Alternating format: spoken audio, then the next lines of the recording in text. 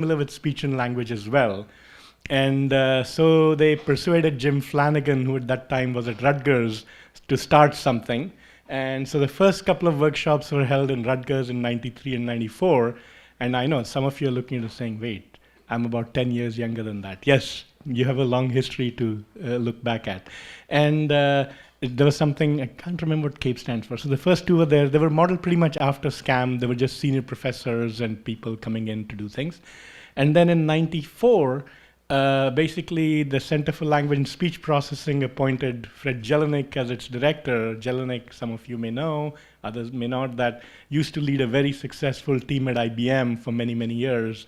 And it was quite a steal to get him out of IBM and into academia. And when he came here, the US government, mostly the Department of Defense, said, oh, we want to move the workshops to Johns Hopkins. And Fred, being Fred, just didn't want to do things the old way. He just changed a number of things, including his first idea was we have to have students. All these senior professors are useless. And so we started bringing in students, and later on we started bringing in undergrads and so on. And that was the beginning of the workshops in the format that we know it today. Right? So that's 1995, that was the first workshop. And just so you know, these days people report 4 and 3 and 5% error rate on conversational English telephone speech. We used to be at 55% in those days. Spanish, we were more like 80% error rate. That means we got 1 out of 5 words right. And that's what life was like. And guess what we were working on? So, well, before that, the Center for Language and Speech Processing was pretty tiny. There were 3-ish faculty, Eric Brill, Fred Jelinek, Bill Byrne. I wasn't there yet. I was a grad student and I had hair. And there's Fred in his office. So this was like, the old days and small beginnings. Guess what we worked on? What is today's hot topic? So the whole workshop, all 4 teams were dedicated to working on language modeling, trying to figure out how to make language models better and so on and so forth. So just in case you think about large language models as something new and interesting and something that happened in November of 2022, well, there's a little bit of a history to that, right? Okay. Of course, there were other teams, and I'm not going to bore you with all the topics. Once in a while, I'd like to point out names. Michael Riley, who you'll see in a few minutes here, who's on one of the teams, actually led a team in 97. So a lot of people are repeat visitors to the workshop, and you'll soon see why, because these are a very fun and interesting thing to do. Of course, over the years, things have changed. Back in the day, this is Jan Haich on the right from Prague.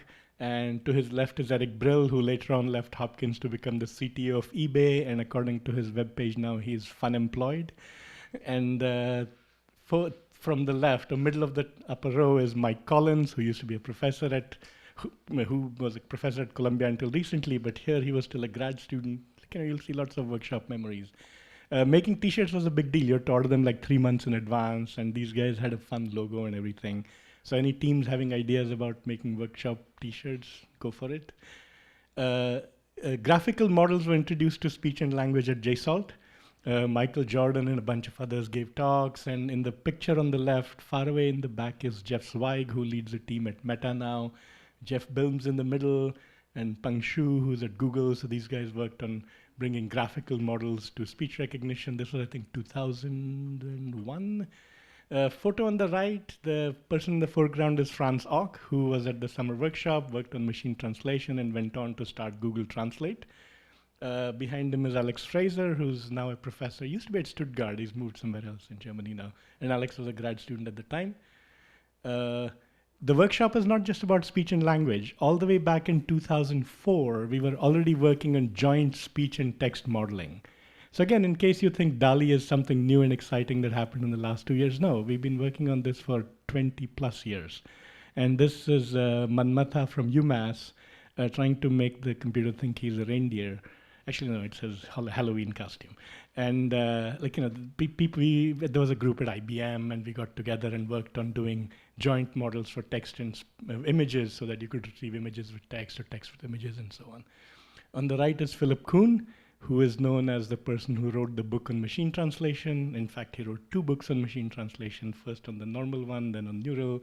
And he did a lot of his foundational Moses work at the workshop, and the toolkit was very, very popular for a long time. iVectors, which sort of defined or changed the field of speaker ID. Najim Deha came up with it as a grad student at one of the workshops, I think in 2008, maybe 7, I'm not sure. Kaldi was a very popular, or still is, a fairly popular speech recognition toolkit, has a lot of impact on the field, uses a combination of neural and statistical backends, was started by Povi, also in a summer workshop. I could go on and on. All these things happened in Baltimore, and all was good since 95. And at some point, some of us at Hopkins realized, wait a minute, everybody else comes here and we get stuck at home every year. So we decided we'll change something. So in 2014, for the first time, we took the workshop on the road and we had it in Prague. I know we have a few Prague people here, so I'm sure you know what this is. This is Malostranský náměstí. It's the square on which the computational linguistics faculty is located. I think this picture was given to me by somebody in the workshop. Maybe it was taken from a chapel that's next to it. I'm not sure quite what the viewpoint is. The picture on the right is Seattle, 2015. If I really zoom in right here somewhere, you can actually see Mount Rainier in the background. The campus is beautiful, and Melissa is smiling because, yes, you can see this from campus. So we were in Seattle in 2015. Pittsburgh, 2017, we were at CMU. The picture over there is actually Frank Lloyd Wright's, what's the place called? It's Falling Water. It's a beautiful house, and it's an architectural marvel worth a visit right next to CMU. 2019, we were in Montreal, and that's just the gang over there. And of course, 2023, we are in Le Mans. So we've been doing this thing where we try to stay in Hopkins 1 year and go somewhere else 1 year. So that's what we've been doing. The topics, of course, kept evolving, and we've had it every year. But 2020 was a bad year. Around March, when the teams were already having their team meetings, COVID hit. One of the teams decided, we'll just postpone to next year. Bad move, because of course, next year there was no workshop, because we were still in the midst of COVID. We really thought, by the way, that it would be over by December and we'd be back in business. So anyway, hindsight, as they say, is 2020, right?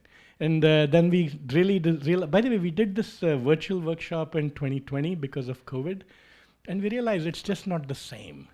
Virtual kind of sort of works when people already know each other, it's a good team, but to really build a team, you need in-person collaborations. So we just skipped 21. We said it's just not practical. And 22, we got back, and we had 3 teams. We had a great time. And 23, we are in Le Mans, right? So just in case you think these are summer things, from where we work, these are actually year-long activities.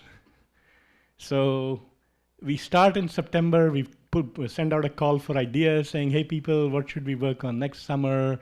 Ideas come in. We meet in November or December. We sort of start planning. First, we have to get the ideas set up properly, have a good discussion, choose what to work on. By January, we set up all the senior people, because imagine getting somebody to commit to come away for 6 or 8 weeks is not easy. By February, we try to get the grad students. March, we try to get the undergrads. Then we start doing some stress testing, some system building, baselining. And finally, everybody gets here in June.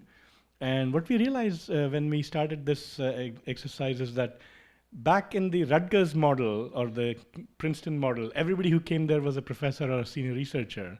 But as we started younger and younger students in the workshop, we realized, hey, everybody doesn't have a common baseline. So we started this little thing saying, let's have 2 weeks of training, just tutorials, lectures, and labs.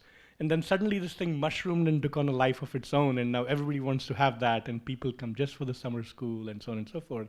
So we landed or stumbled upon something interesting and useful, and we've continued it. So summer school happens in June. July, August, we work. August, you guys all feel exhausted, go home. We ask you to write technical reports, and we go back to Hopkins and start over in September.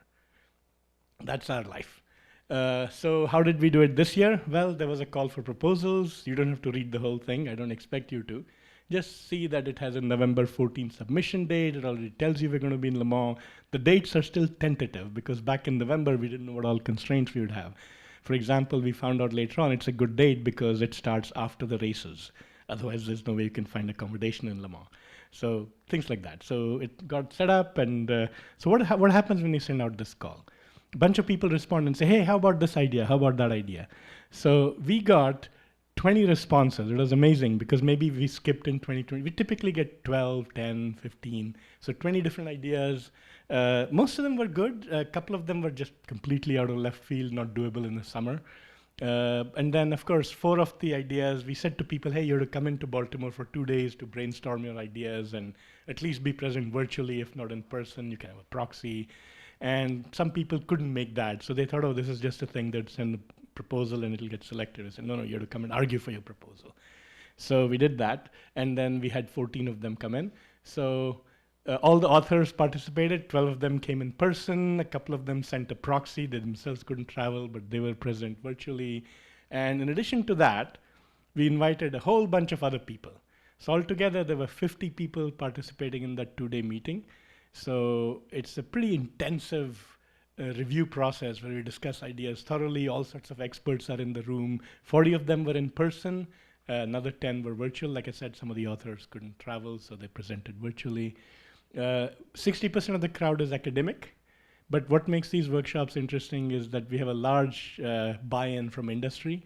So about a good third of the people in that meeting were from industry. The usual suspects, Microsoft, Amazon, Google, Facebook, and so on and so forth, right?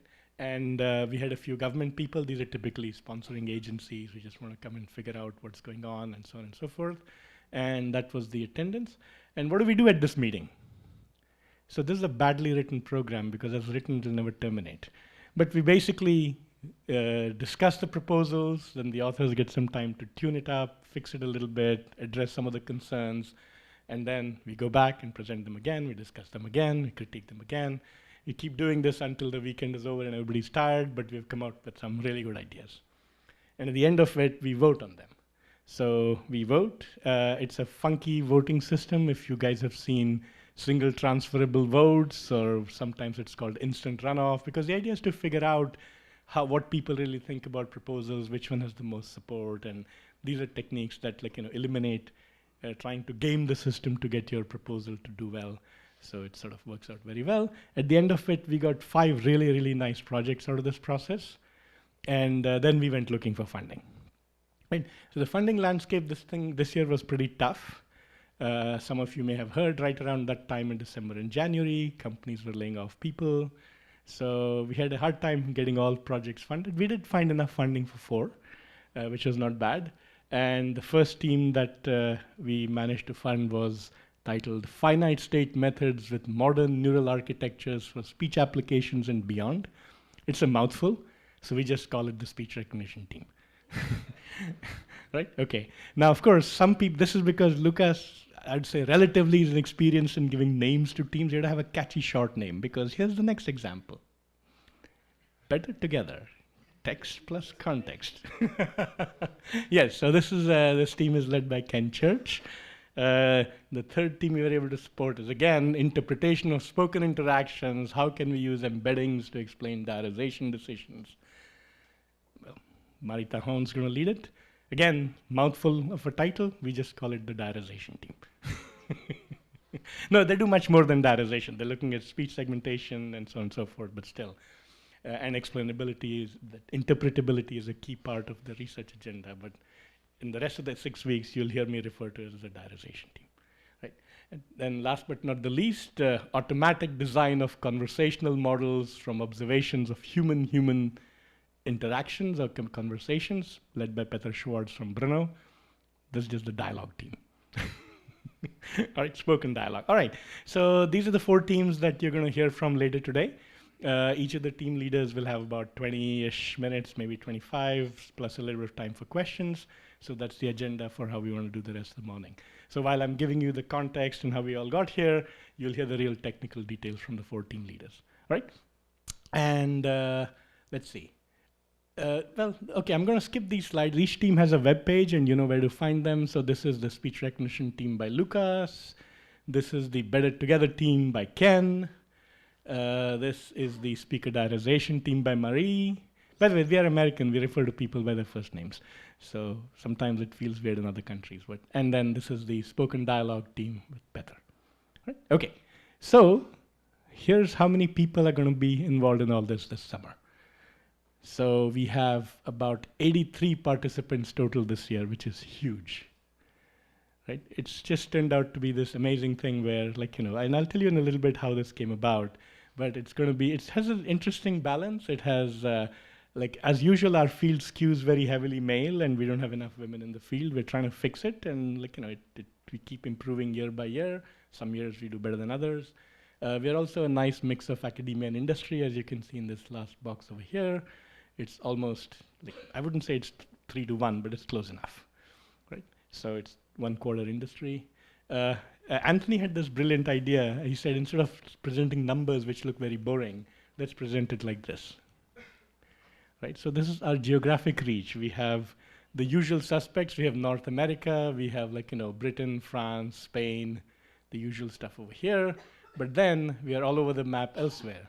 So we have 3 countries represented from South America, a couple of them from Africa. We have in Malaysia, Indonesia. So we have a very large geographic spread this year. And part of it is, you'll see in a moment, because of one of the sponsors, it's actually a project that aims to reach out to a lot of people, right? So this, I'll put these slides up so you don't have to take pictures. I just know that we are a very diverse international group. And when you look at it like this, you really see what impact we have, or what connections we make, right? So this is our group. This is us. This is all of you. All right. What did we do? So, well, a whole bunch of us got here 2 weeks ahead. So this is not the real beginning. The real beginning was already there. The real workers, all the students were already here. And we had a fun tutorial exercise. So on Monday, a couple of people from the French National Supercomputing Center came about and told us about deep learning, both the basics and how to do deep learning at scale on large high-performance systems. We had Ondel Boyar from Prague come and talk about machine translation. We had, these large language models are all the rage. So we had a couple of people come and talk about large language models from Listen, which is part of CNRS. And then Denise de Perizo talked about all the data that goes into these models. Where does it come from? What are the ethics? How do we use it? We had a couple of former JHU students who are now professors who came by and talked about NLP, a tutorial on that. Then Lucas brought everybody up to speed on his team so that not only the students in his team, but other teams also know what they're doing. Marie had a tutorial on segmentation and diarization. Petr gave one on conversational AI along with Santosh. And then Ken gave a nice tutorial on how linear algebra connects with deep learning, particularly in the context of IR, but also more generally. And finally, we had a whole day dedicated to explainability and things of that nature when it comes to deep learning. It's one of the things that's very important these days. And Jean-Francois Bonas came by with a couple of his colleagues and talked about that. And last but not the least, how does one evaluate technology? It's not as simple as you think. And we had 2 people whose institutes represent how to measure things correctly, NIST in the USA and LNE in France. And people came by and talked about how to evaluate technology. One of the things they showed us is confidence intervals don't mean what most people think, but I'll just leave that as a joke for the students. And that was a summer school. And after that, we're here now. And this is what the rest of our calendar looks like. Oh, very quickly. The color code on that. That's just Juneteenth. It's a US holiday that we all celebrated here and virtually. All right, so this is the rest of the summer. We have 6 weeks ahead of us. Today is Monday, June 26th. We're starting over here. And then we run through and we finish on August 3rd and 4th. So very quickly, for all the team leaders, sorry to spring this on you, but every Monday we meet and figure out how the workshop is going. It's at 3:30 in the afternoon. And so team leaders, take note. We're going to try and make sure everything runs smoothly. So in addition to doing research, you have to make sure we babysit all the problems we need to babysit. Fun part. We'll have invited speakers. We have a whole array lined up. One on Tuesday, one on Thursday. And I'll tell you in a minute who they are. So the thing is, this workshop, the way it works is every day there's roughly one structured activity. And maybe on many days there isn't. So for most of you on Monday, there is no structured activity. Just do your research, right? Tuesdays as a speaker, you go to listen to them and talk to them and so on and so forth. Wednesdays is when we hold your feet to the fire. Every Wednesday, we'll have an update, a progress report from each of the 4 teams. So no, you just don't get to disappear in a hole for 6 weeks and come back with results. We want to make sure you're making progress, you're thinking about what you're doing. And this is attended by everybody. So each of you gets to hear what the other 3 teams are doing as well in addition to your team. And you got to speak up for your team to tell us what you're doing, right? So those happen on Wednesdays. We do have one special day. We're going to talk about data and data-related issues on June 29th. And there are going to be a couple of parties. On June 30th, July 1st, 2nd, there is a music festival in Le Mans, arts festival. And then, of course, July 14th is the French National Day. So we celebrate that. That's a holiday. But the key dates at the end of it are all August 3rd and 4th. So today's is like a half-day presentation, 9 to 12. So August 3rd and 4th, we'll have 2 half-day presentations on each day. Each of the teams will get like a 3-hour slot to really go over everything they've done in the summer and present in great detail. So for those of you who are experienced with conferences, think of this as you'll each have a special session to present all your results. So at that time, we're hoping to have much more finished, insightful results to share. Not necessarily papers, but insights. Right? And this is the one to which a lot of people will join from outside. We've had this, we've noticed that, we are live streaming what we're doing right now, and we'll do the same with the final presentations as well. And a lot of people join the live stream to listen in and so on and so forth. What are the invited speakers? Here's a quick list. Craig and Ria will talk about beyond evaluation. Well, anyway, I'll just let you read it for a minute. And here is a special session on data collection. Again, we're going to address a lot of issues in the general area of where does data come from, how does one use it, what does one need, and so on and so forth. This is the July 29th meeting. These will all be on the website, so not to worry if you don't remember them right now, or if you don't memorize them right now. This is a street art festival. You've seen signs for it in the city if you've been walking around. Very quickly, this workshop, of course, I stand here and talk, but Anthony and others are really doing the bulk of the work. So we have to thank a few people from Le Mans. Emmanuel, who's sitting back there, thank you.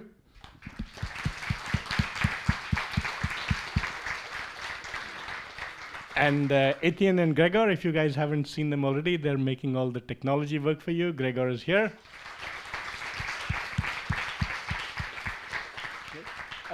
A lot of the logistics, remember 83 participants is no joke.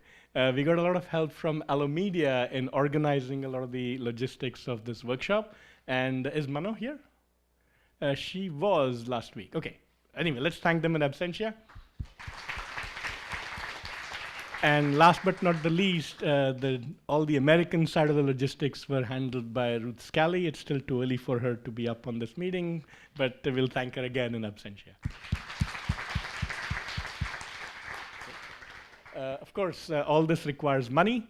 And this year, like I said, we had a fair bit of challenges raising money from our usual sponsors, who are industry. But my dean said to me, Sanjeev, these are hard times. Just let's do it, and we'll worry about everything else later. So in fact, Hopkins is one of the bigger sponsors of this. We're picking up a lot of costs of the 2 teams. Plus, we're very lucky that Anthony and others a few years ago wrote a large European project called Esperanto, and that's taking care of the other 2 teams.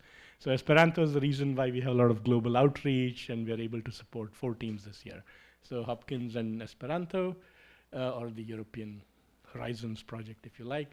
We did get a little bit of computing support from Google and Amazon, which again, we're thankful for. And we also got smaller sponsorships. So all the summer school food that you guys enjoyed, the social events, you have to thank these companies for that. And finally, the data collection day, we're going to get a number of speakers and other things in there. Some of it is sponsored by Elra and Le Voice Lab. Right? So these are our sponsors. Don't forget to thank them when you write papers. And I'll stop here by just reminding you that Tuesday, Thursdays, we have invited talks. Wednesdays, you're on the deck. And Mondays, the team leaders have work. And August 3, 4 is the final dance. All right, thank you.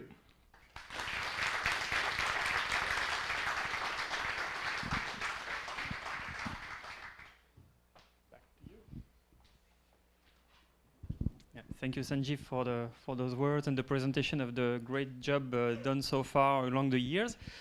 Yeah, I just would like to thank you and Ruth, even though she is sleeping at the moment, and she deserves it because we know it's a lot of work. And I didn't well, I had a small idea about the amount of work we will have to do this year. And I would like to thank especially my colleagues because I think at first they didn't, and then they realized, and I apologize for that. As you've seen, there will be a lot of social events and nothing, I mean, just a small part of it is on the list, so keep up with the Discord group, the WhatsApp group, and so on, so that you'll get the information. Also for the practical parts, if you have any questions, any concern, just come to us. And I think now it's time to give the microphone to the first presenter of the day, Luca Ondel from Listen, who is the speech reco guy for the few weeks coming. So Luca. Hello everyone. Oh, so that's me. And I broke everything. That was fast.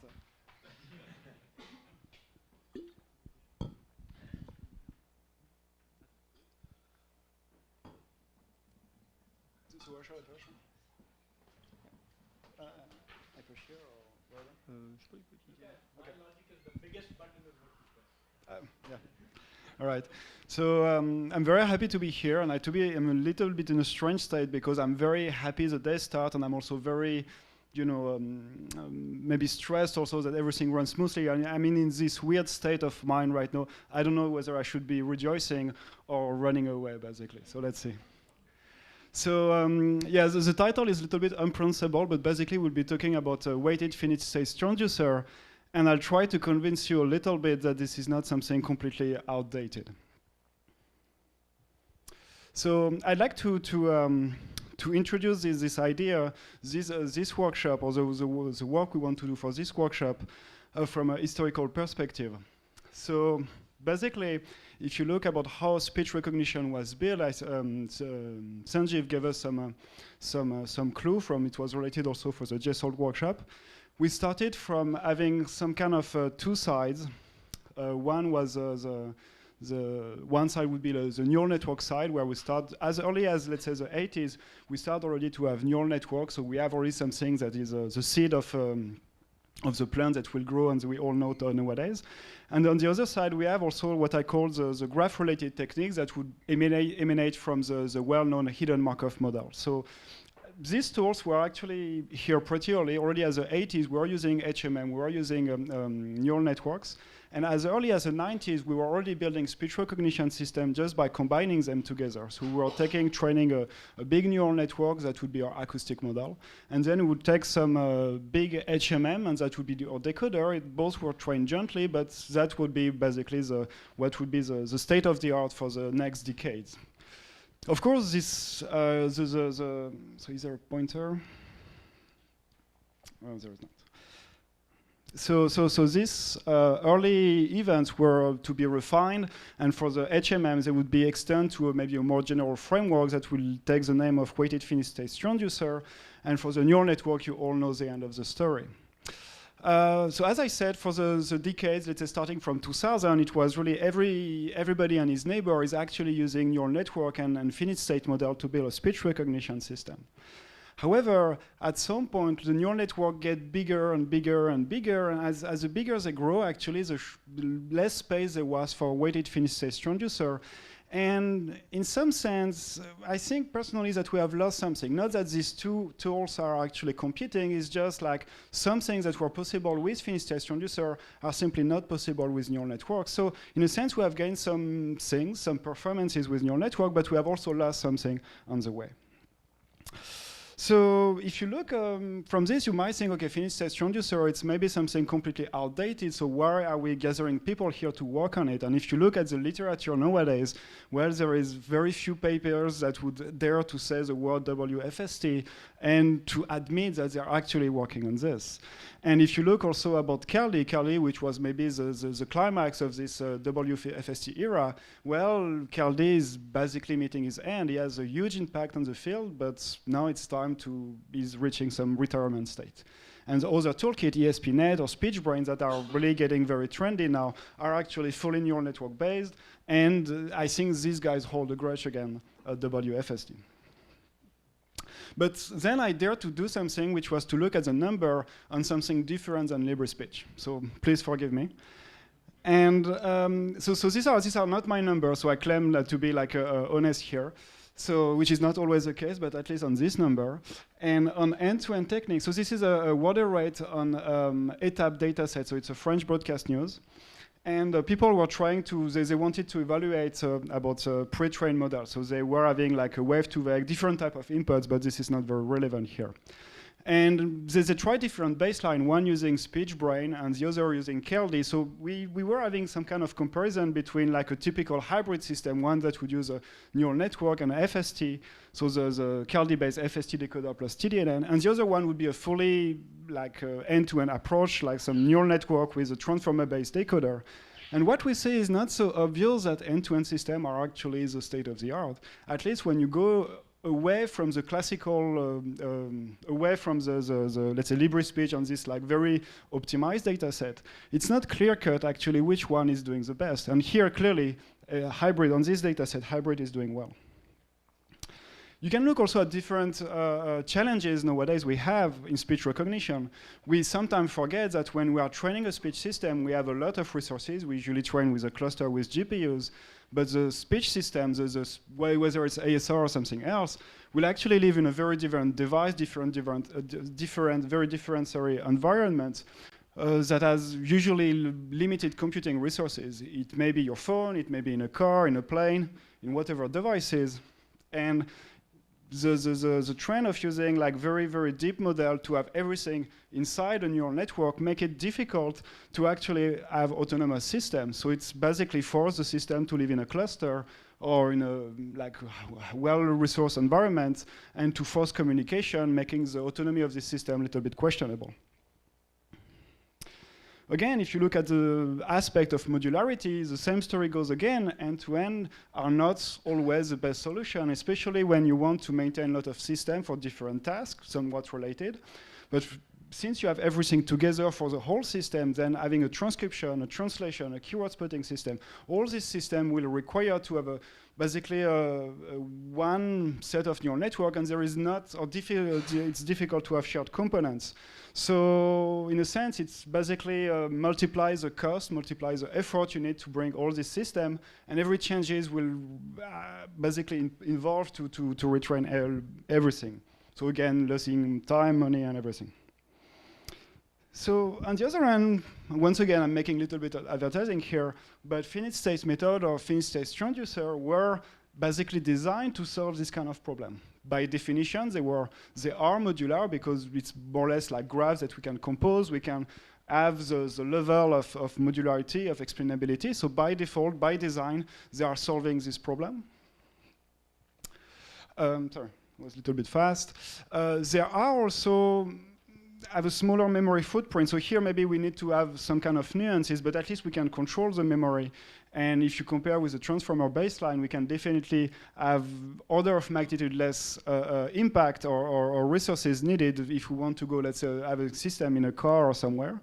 And I didn't comment on the last point, but also for other specific conditions, such as handling a long recording of audio, we know that FST are at least have a much more solid theoretical background and better performance that we would have with end-to-end system.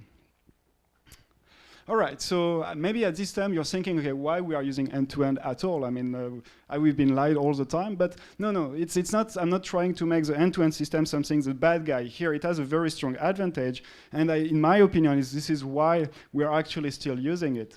So end-to-end systems are just extremely simple to use. You can, with PyTorch, with TensorFlow, or JAX now, with whatever toolkit you fancy, you can actually make undergrad students or someone quite inexperienced to build a speech recognition system with a couple of days of work. Given the data, you have everything prepared. So this is probably one of the biggest strengths of end-to-end. Since you have everything together, then it is quite easy. And for FST method, this is probably not the same story. Just I was curious about like who has ever used KLD in his life. And who enjoyed it? All right, so I think my point is here, it's like, these are great toolkits, but the level of complexity is way beyond the bar, and the reason we are not using FST is actually for a very decent reason. It's extremely complex, and therefore the cost of production or the cost of making a system is way higher than the one of making end-to-end system. So that's, in my opinion, the reason why end-to-end approaches are so much more popular. So now, when I was presenting this chart, this timeline, I was removing some recent events that actually are of importance for us. Over the recent years, there was some revival of interest in FST, so there was some work on it, especially with the idea of to use the FST, so people who are not familiar, think of a graph, FSTs that are actually differentiable. And the idea behind here is that maybe we can use FST just to add, to consider this graph as just yet another layer in our neural network, so having some kind of end-to-end FST approaches. And this research actually give rise to two important toolkits. The first one is maybe not very well known, is Graph Industrial Network. It's from Oni Hannon. And it's also in the follow-up of the idea of Léon Boteau. It's just basically the idea I described here, having a neural network plus some graphs that will actually differentiate through. And the other one has gotten more visibility. It's K2, it's a Carly of next generation. And once again, both toolkits are doing exactly the same thing. They are basically bringing the FST to the realm of accelerator, so GPU, so making it like nice to work with, or like easy to work with neural network, and also bringing differentiability. So you have your graph, you can compute, let's say, some path in your graph, and get the gradient out of it. So these were, in my opinion, these two toolkits and ideas are really a game changer. However, so they are clearly pioneers here. However, when you start to play with them and probably look at the code, you realize first that there are a lot of new ideas, very interesting. On the other hand, it's also a little bit frustrating because when you know the all power of FST toolkit, if you have ever played with OpenFST, for instance, you know how much it's possible, and we play with this toolkit, you realize how much that we have only a subset of possibilities with these toolkits because it's hard to bring things to GPU. It's hard to make everything differentiable. So these toolkits have a lot of ideas, a lot of interesting ideas, but they are far, in my opinion, they are far to be complete. And that's the reason I am here and I try to bring people is to say, well, there is definitely an opening window. There is an opening here, and we need to basically build up on this original idea. Let's make the merging, the happy marriage between end-to-end and WFST. Let's go further what has been done, and let's make like the combination of these two tools a reality. So maybe a little bit more concretely, so this, our team is more or less decomposed into 4 or 5 research directions. There is the first one is basically revisiting the FST framework. So I'll put it aside because it's maybe a little bit more theoretical. It's basically to revisit the FST framework through the lens of finite linear algebra. So I'll say a word about every directions. There is so this one will be more or less under my vision. The second one will be led by Ehsan Varyani from Google, who is somewhere over there. So it's about building some universal and invariant speech representation. Then there is another research direction led by Corey Miller and remotely by Jennifer Drexler, both from Rev. And their main question is how to deal with very long recording. And there is a last research direction on the edge cloud computing. I don't know, I haven't seen Daniele or Alessio, but they are not here, so I'll present for them. So and I will be very quick, I think during the workshop we'll have much more time to talk about it, but the main idea here is, our main challenge here is to make the FST compatible, easily complementary to neural networks. So the main idea is to think of this graph, not as graph, but as matrices or tensors of different shapes. And when you do this, you realize that the operations that you traditionally do on FST takes a very interesting form because they can express as an operation, like a linear operation, like matrix vector multiplication. So here what you see on the screen is just how you can explore a graph, like what you would do in a decoder, and just this exploration, this one step of exploration can actually be carried out just by multiplying a matrix with a vector. And these operations are extremely friendly to carry on GPUs, and if you're looking for the gradient, well, the formula should basically flow very easily. Just to, once again, it's more a spin-off here, but if you want to do more operation, you might have heard about composition. Well, composition turned to be just like another operation, the Kronecker product. And if you want the equation 2, 3, 4, you don't need to really parse them carefully, but it's just like a full, mathematically just a full speech recognition decoder, just described in 3 lines of code. So the main idea here is to revisit the FST framework just by adding some abstraction layer, helping to merge this, or to think about this algorithm, to make them easy to compute in parallel environment like GPU or TPU, and also to make them easily differentiable depending on the summary. All right, so that's the main research direction. Now I move to a speech representation. So the idea of ESAN, and I hope I'll try to summarize it well, the main idea here is to focus on modularity. So here I was saying in the beginning, like when you have a fully end-to-end system, then you need to duplicate the system to have a system for each possible condition: transcription, translation, keyword spotting, and so on and so forth. Well, it would be very nice if we can have one system outputting one representation carrying the information we want, let's say the semantics, the phonetics, and removing eventually other factors, let's say the speaker variability and so on. And this representation can be then sent to different, let's say, client or client system.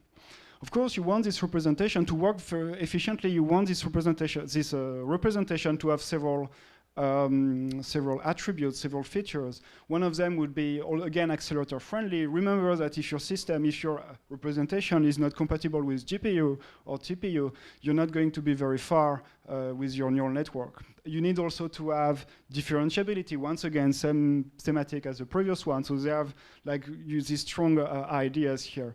And there are also important features such as to be able to be deal with in streaming. So because this is one thing where we are interested to have like a speech recognition system that doesn't need to see the whole sequence to be able to make the next prediction. Of course, the idea boils down again to representations that would be based on FST. So here, this is just one example. Here's a representation can be think of a dense trellis that could be, depending on your task, depending on the nature of your FST, will have different structure, different topology, and can be also incorporated into either a fully neural network system or eventually with, FST-based decoder. The other one, and I'm sorry, I see no Alessio or Daniele, so I hope I won't say mistakes. So the main idea here is that it's a very interesting step because it's okay. No, we usually work on a cluster, so we have 1 GPU or sometimes 5 GPUs or more just to train our system. But here they are taking a different steps. They are saying, well, most of the times the data is collected on our phone, so it's the system we are dealing with, whether it's for training or for decoding, will actually be distributed over different devices, with different computing capabilities. So here, what they want to investigate is how can this setup, is a little bit difficult to tackle when you have a gigantic neural network that has to fit everywhere. So it fits maybe on your GPU, probably not on your phone, probably not on your car, and so on and so forth. So here the idea is to be able, again, to modularize the pipeline to basically split your pipeline into smaller components that will be distributed as well. And once again, here the main idea is to see how FST framework can help to modularize this pipeline and to help this distribution of the system. And last but not the least, and I'm sorry I will give a very rough presentation, the idea is very simple, but the realization is not so simple. So the main idea here is, once again, when you take an end-to-end system and you try to train it on you will usually train it on a bunch of utterances, implicitly what you're doing, you're overfitting with the duration of your segments. And if you're not very careful, you will basically have a system that is optimized to answer for, let's say, 5 seconds audio clip. However, if you do go for longer events, longer elements, longer recordings, then you can quickly measure that your performance will actually drop. And this is something that has been known and is not fixed again easily. And this research direction is about to see how can we use FST framework to be more capable of generalizes of audio of any length. So as you can see, it's quite a program. And unfortunately, we are well surrounded. We have gathered a very, very nice team. So, well, there is myself. I didn't introduce at the beginning, so I'm Lucas Ondel. There is Ehsan Vayani from Google, who will be leading on the speech representation. Kewu also from Google. There is Corey Miller for the long-term, leading on the long-term ASR. There is Pablo Rivera from Kenneth and Yenda Termal from Hopkins.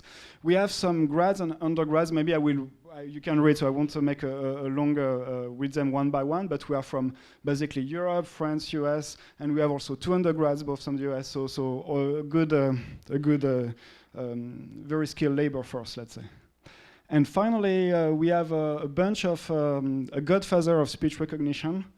And I'm kind of happy that all these guys are here, and probably they look over our shoulder and tell us how wrong we are, but it's probably going to be fun. Maybe just a word where we stand. So right now we are currently in the process of developing 2 toolkits actually. One is FAST, so this is a toolkit to think of it as OpenFST written with linear algebra operation. And so it's more like the side of just representing, revisiting the framework of FST. The other one is LAST, it's from Google, so it's already like published, but it's being improved currently. And this is the idea of using universal speech representation. We decided to work mostly on Vox Populi and Populi, I don't know how to pronounce, and also we have Ted Lian. This is for the special case of long recording, which was a little bit non-trivial actually to find a proper database. And after, well, we are building pipeline. So far, we are mostly using K2 because it's working, and we are getting slowly ready to make a nice research here. So I think that's it. Maybe the most important thing we need to remember is that our team has a motto: let's make FST great again. So thank you very much.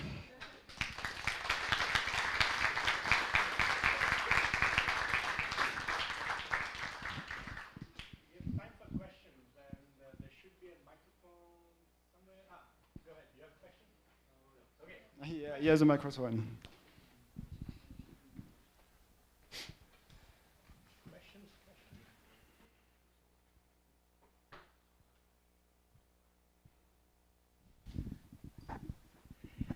So let me ask you a technical question.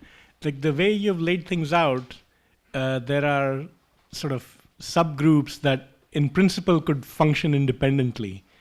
What do you have that ties these groups together?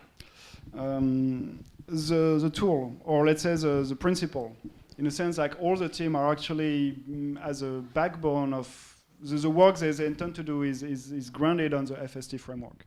So far, we are mostly tied by this paradigm. We hope to actually tied by tools, like physical tools, to have eventually working on the same tools. But so yeah, we are bound by this idea of using WFSTs, either to revisit WFST, either to show how can they use to extend what end-to-end system are not, or to basically go beyond the limit of end-to-end system. And physically, yeah, I hope we can merge at some point with tools. In a sense, using the same, let's say, I hope to have some kind of embryo of a new CalD. Okay, right. I'm going to ask one more, but that's only to give the audience time to think of the next question. My second question is, you had people like Lucas and Riley up there. Do you have specific asks? I mean, these guys have been around and they've used WFST successfully. What have you specifically set some expectations for them, or what do you want them to do for you? Nothing and everything. Nothing in a sense, I don't think I don't think they can do something like practical. I mean, no, they can, but I'm not sure. Like during the time they are with us, they can eventually write a lot of code and everything. But these people are one of the few that has made like internationally famous like toolkits, OpenFST, Caldi. That's quite a few names here. And every time I talk with them, I realize the depth of their knowledge from the theoretical till the practical details. So for me, I see them as guides, let's say. I don't expect them to do the code. I expect them to guide us, to show us how to do the code. Okay. Audience question.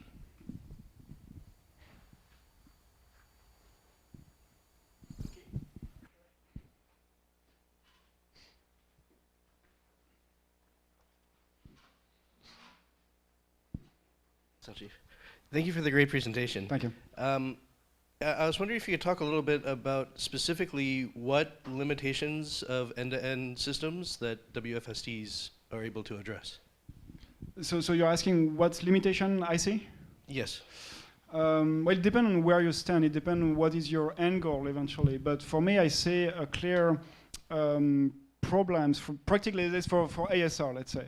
The practical, the end-to-end suffer from the lack of control we can put. So in a sense, in the decoder, you let the data design your decoder.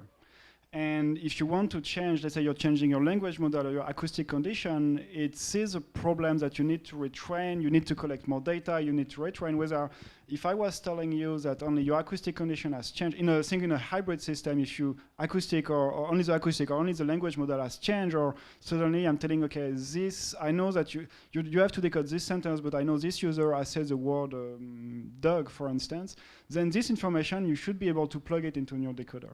And there are thousands of applications where it's not, you don't want to do exactly speech recognition. You want to do slightly modified speech recognition. Maybe some constraint, maybe you want to control for the accent, maybe you have some extra source of information. And this is extremely hard to do it simply in end-to-end system. So my personal interest lies here is to inject expert knowledge, to have the, basically not to force it, just to have the possibility to do it.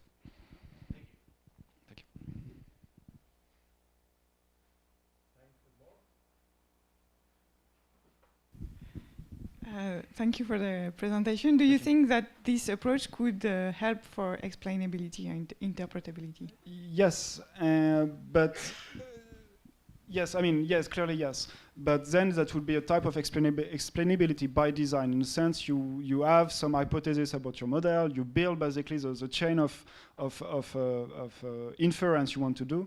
I mean, let's say for ASR, if you build an old style ASR, you have the phone, the lexicon, the grammar, so you decide how the system will actually take a decision, whether it's this word or that word. So in this sense, yeah, clearly you can have explainable model.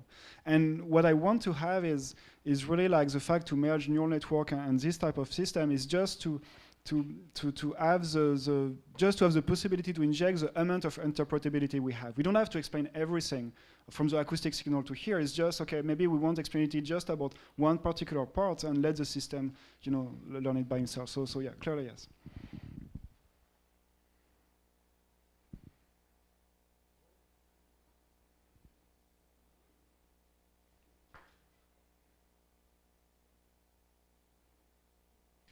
We're good? Thank you very much.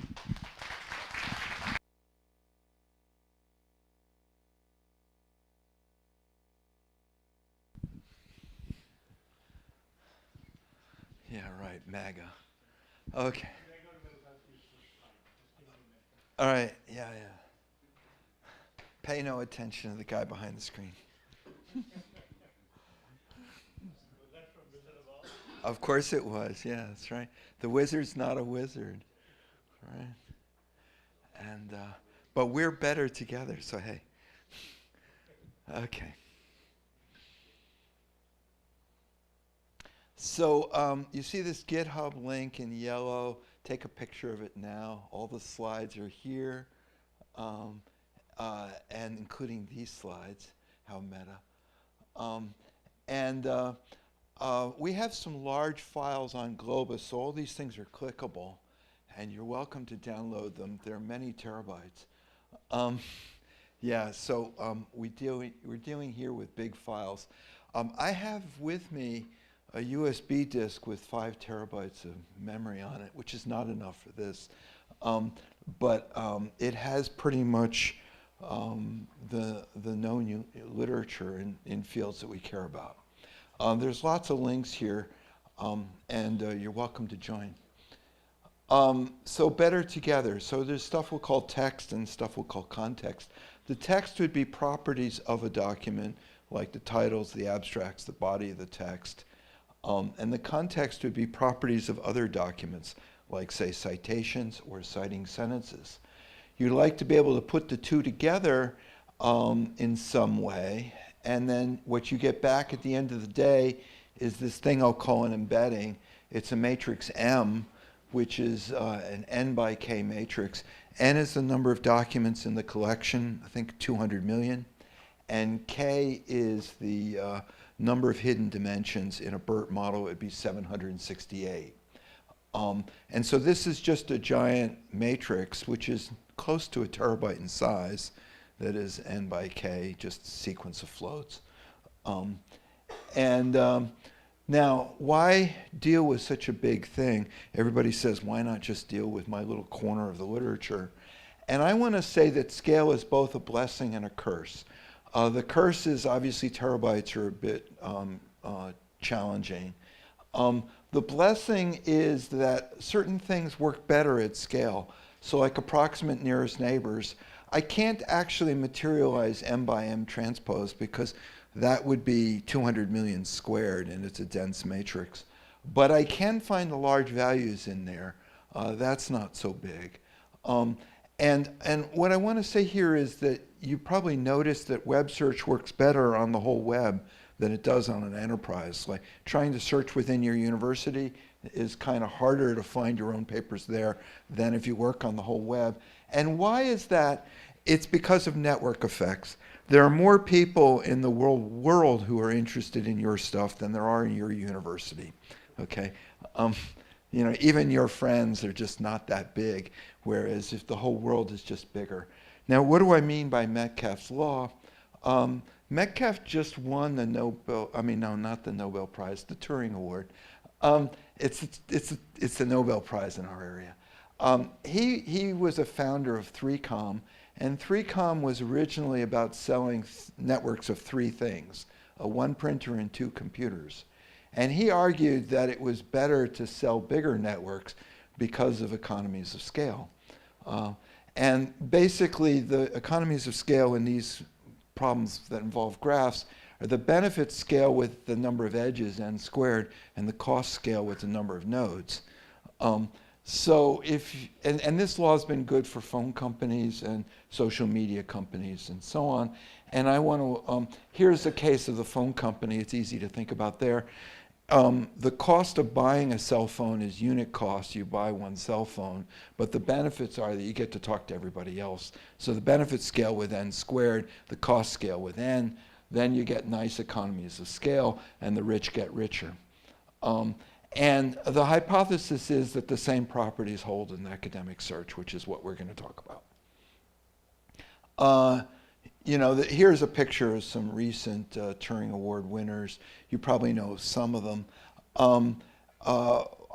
This project is going to involve at least 3 of these awards. We mentioned Metcalfe. I probably don't need to mention deep nets. Linear algebra, this is the one that nobody knows.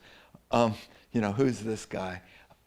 But he sort of wrote the stuff that's underneath all the linear algebra that we all use. Should I have gone back, or was that too quick? All right. Oh, all right. I don't know. Can I go back? Yeah, there it is. Okay, take your pictures. But you don't need to take pictures because all of the slides are on that GitHub, which you probably have already forgotten. All right? But I'll go back. I'll mention the GitHub again. Did I say GitHub? Okay. Actually, if you search for my name in GitHub, you'll probably find it. But you could also just search for my name, GitHub, and JSALT, and then you probably have a better shot. All right. Realities. So the real world is big, it's growing, and it's messy. the idealizations, all the benchmarks we deal with, have none of those properties. And I want to say that those benchmarks are really awful because they're not realistic. What about growing and timeliness? So there's a nice paper I like to quote that keeps saying the scientific literature doubles every 9 years. So if it feels like it's hard to keep up with the literature today, just wait until tomorrow. Okay. Anyway, web companies know they have to keep their indexes up to date because the web is a moving target. Academic search is also a moving target. Probably the web is moving faster. Those red lines are the predictions from the doubling every 9 years. And you can see actually it was more true before 1960 than after 1960. The black points are observations. But it's still growing at a factor that's darn close to 9x, every 9 years. It's pretty insane. And so if you look on a scale when I'm saying that our collection is 200 million papers today, you can see that 9 years it'll be 400 million. And you can see that if you go back to before the World War II or something, you could manage to keep up with the literature, but it's not like that now. Okay. Now, I want to say the value to society of a paper is a combination of what the author does and what the audience does. It's like a conversation like social media. And my example of it is this, so that the author's contribution is time invariant. After the author's published the paper doesn't change unless it's retracted. But the audience evolves over time. And I want to talk about behavioral signals. In this case, I'm talking about views according to the publisher. Most of the time I'll be talking about citations. Mostly it's I catch as catch can. Citations are easy to come by. In recommender systems, say for a commercial product like Amazon or something, they would use other signals that are proprietary that I can't share, like who bought what or who looked at what or stuff like that. But these behavioral signals are used a lot for a lot of applications. And this one here I want to talk about is a paper I wrote in 2001 that mentioned the word Cold War, and then something happened in February and the views took off. All right. Now that wasn't my doing, but stuff happens. And so I want to say that the audience might see the paper differently in contemporary terms than it was originally intended. Citing sentences are sentences in other documents that cite my paper, okay, of which there are many, hopefully. And this is a little like anchor text in web search. If you know what that means, that's useful. I won't explain what that is unless you ask. Now, the example of citing sentences I like to use is Turing's paper in the 30s that has lots of impact. That's easy to see from citations. But why does it have lots of impact? And what I want to say in contemporary terms is that it introduced two terms now that are really important to the contemporary literature, say Turing machine and halting problem. But those terms are really common in citing sentences, but they're not in the original paper.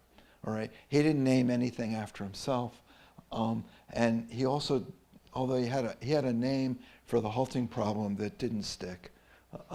It's German, okay, or at least I think it's German. What do I know?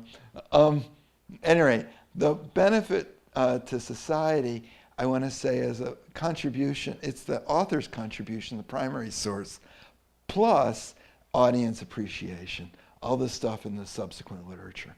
And what I want to say is the contribution of the citing sentences, it explains what the contribution is, why the contribution is important to the contemporary literature in contemporary terms.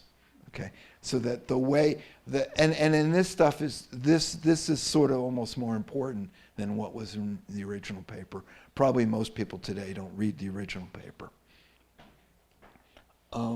Now, We have probably one of the smallest teams here, maybe the smallest team, and perhaps it's because of the funding. This is not maybe easy to fund, but we're building on an enormous effort. And this semantic scholar team, I want to call out, Dan Weld is in the center there. And I think I even have technology. Does this work? I thought it was. Oh, darn, it's just going forward. All right.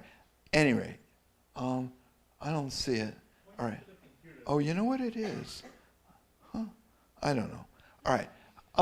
Anyway, Dan Weld is in the middle. He's the one with the gray hair. Okay. You know, Sanjeev said he used to have hair. Well, Dan's got hair. So okay. Anyway, it's a 50-person team, huge effort. They claim they had 207 million papers. But this slide I took from Dan quite a while ago, it's bigger than that now. Anyway, I use 200 million because it's easy to remember. And they got a lot of users. Now, it doesn't really, it's not the primary source for anything. They get their data from 7 sources. 2 of them, MAG and DOI, completely dominate.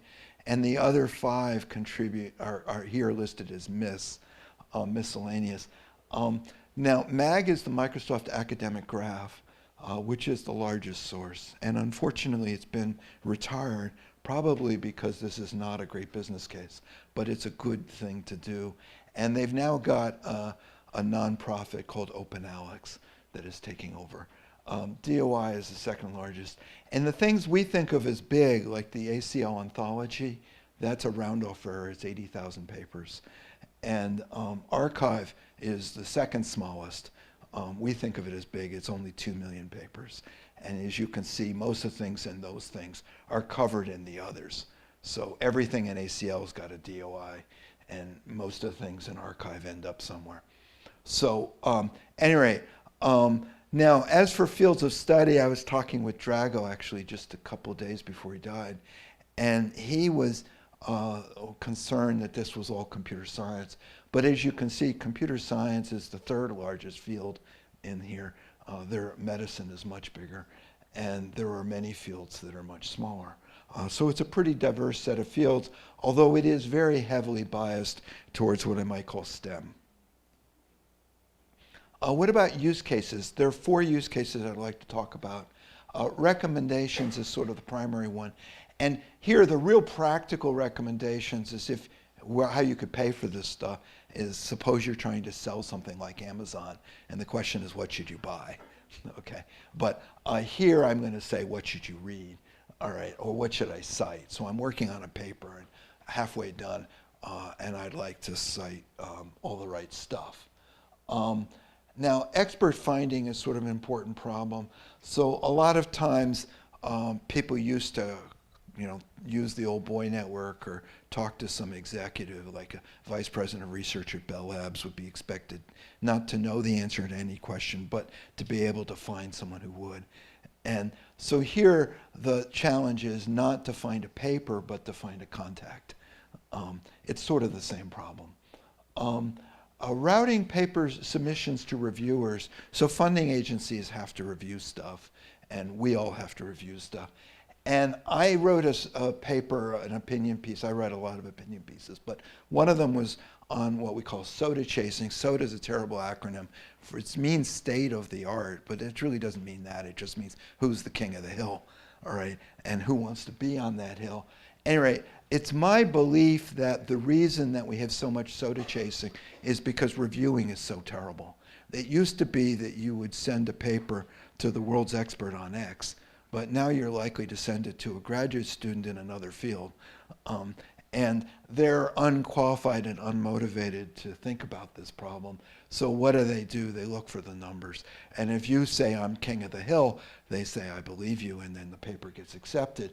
But if you actually have an argument that's more complicated than that, they say, I don't know, this is too hard, and I'll just put it down. And basically they abstain. And if the reviewer abstains, the paper's rejected. Abstention shouldn't count, but they do. And so the guy who's on King of the Hill will beat a paper that's got insight.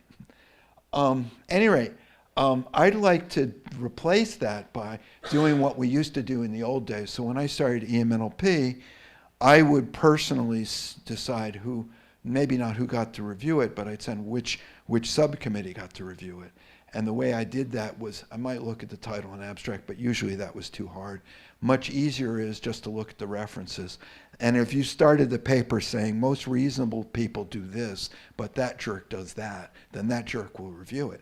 So you know how to write the paper, so you can choose your friend to review it, call your friend a jerk, and he gets to review it. Anyway, I'd like to go back to that old system where you basically use the references to decide who's going to review it. Summarization. So there's a lot of systems that are out there, like TLDR, too long didn't read. And basically what they do is they summarize each document one at a time. And what the TLDR is mostly is find one sentence in the abstract that represents the paper and then use that. I find, so when I get a collection of documents, like say, I'd like to know how does Yashua Benjua's papers and Samuel's Benjua's, they both wrote a lot of papers, they're great papers, but could you tell me what's in common and how they differ? So, compare and contrast those two collections. Or how does this year's conference compare and contrast with last year's conference? So what I'd like to do is to capture similarities and differences among clusters of documents. And I want to say the author's perspective is different than the contemporary audience, and readers are different than writers, then is different than now, abstracts are different than citing sentences. So we should be able to capture all this. Now, here's an example. The query is a very highly cited paper called Deep Walks, blah, blah. And I put it into two systems. The one above the line is Spectre, the one below the line is the proposed method. And I just show here from the query, give me 4 documents that you believe in. And the scores, the cosigns, are some notion of how much the candidate matches the query. And what I want to point out here is that the proposed method returns documents that are more heavily cited than the alternative, than the baseline. And I think that, here, one of the things, oops, darn, how do I go back? So one of the things I wanted to point out here is, look at the top 2, that second to the top document, actually the top one, Learning of Social Representations, reference 32. It has no citations, and yet the cosine score is actually, remarkably high, especially by Spectre. So it's a spot-on paper. What is it? All right? And what I'm showing here is that the top 2 matches. The query is the top one, Deep Walk, and the next link below that was the next matching one. They have the same first author. The Too Long Didn't Read is almost identical. Maybe it is identical. And the first one has 7,000 citations, and the second one has no citations. What's going on? I think the second paper was an early draft of the successful paper. All right? It's basically a dupe, and I don't want to see a dupe. Okay? So I don't think that's a good match at all, because it's too good a match. When recommending what should I read, what should I cite, lots of systems focus on relevance, say word overlap. Those dupes have wonderful word overlap, okay? Too good word overlap. But what I want to say is more important is don't recommend papers that are buzzword compliant, recommend stuff that I should actually read, all right? And I don't want to read a dupe of the one that I just gave you. I also don't want to read something that nobody thought was worth reading, right? All right. Most papers are never read or cited. So don't recommend that stuff, even if it's spot on. All right. I keep getting all these recommendations for crap papers that aren't worth reading. Show me something that I want to know. All right. Here's Emily Bender's paper on stochastic parrots. Maybe some of you are familiar with it. The top ones are from the Spectre. The bottom ones are from the proposed method. I want to point out that the bottom ones have more citations than the top ones, but also more importantly, the ones on bottom are all about toxicity in some way. And that's sort of a major point of this paper.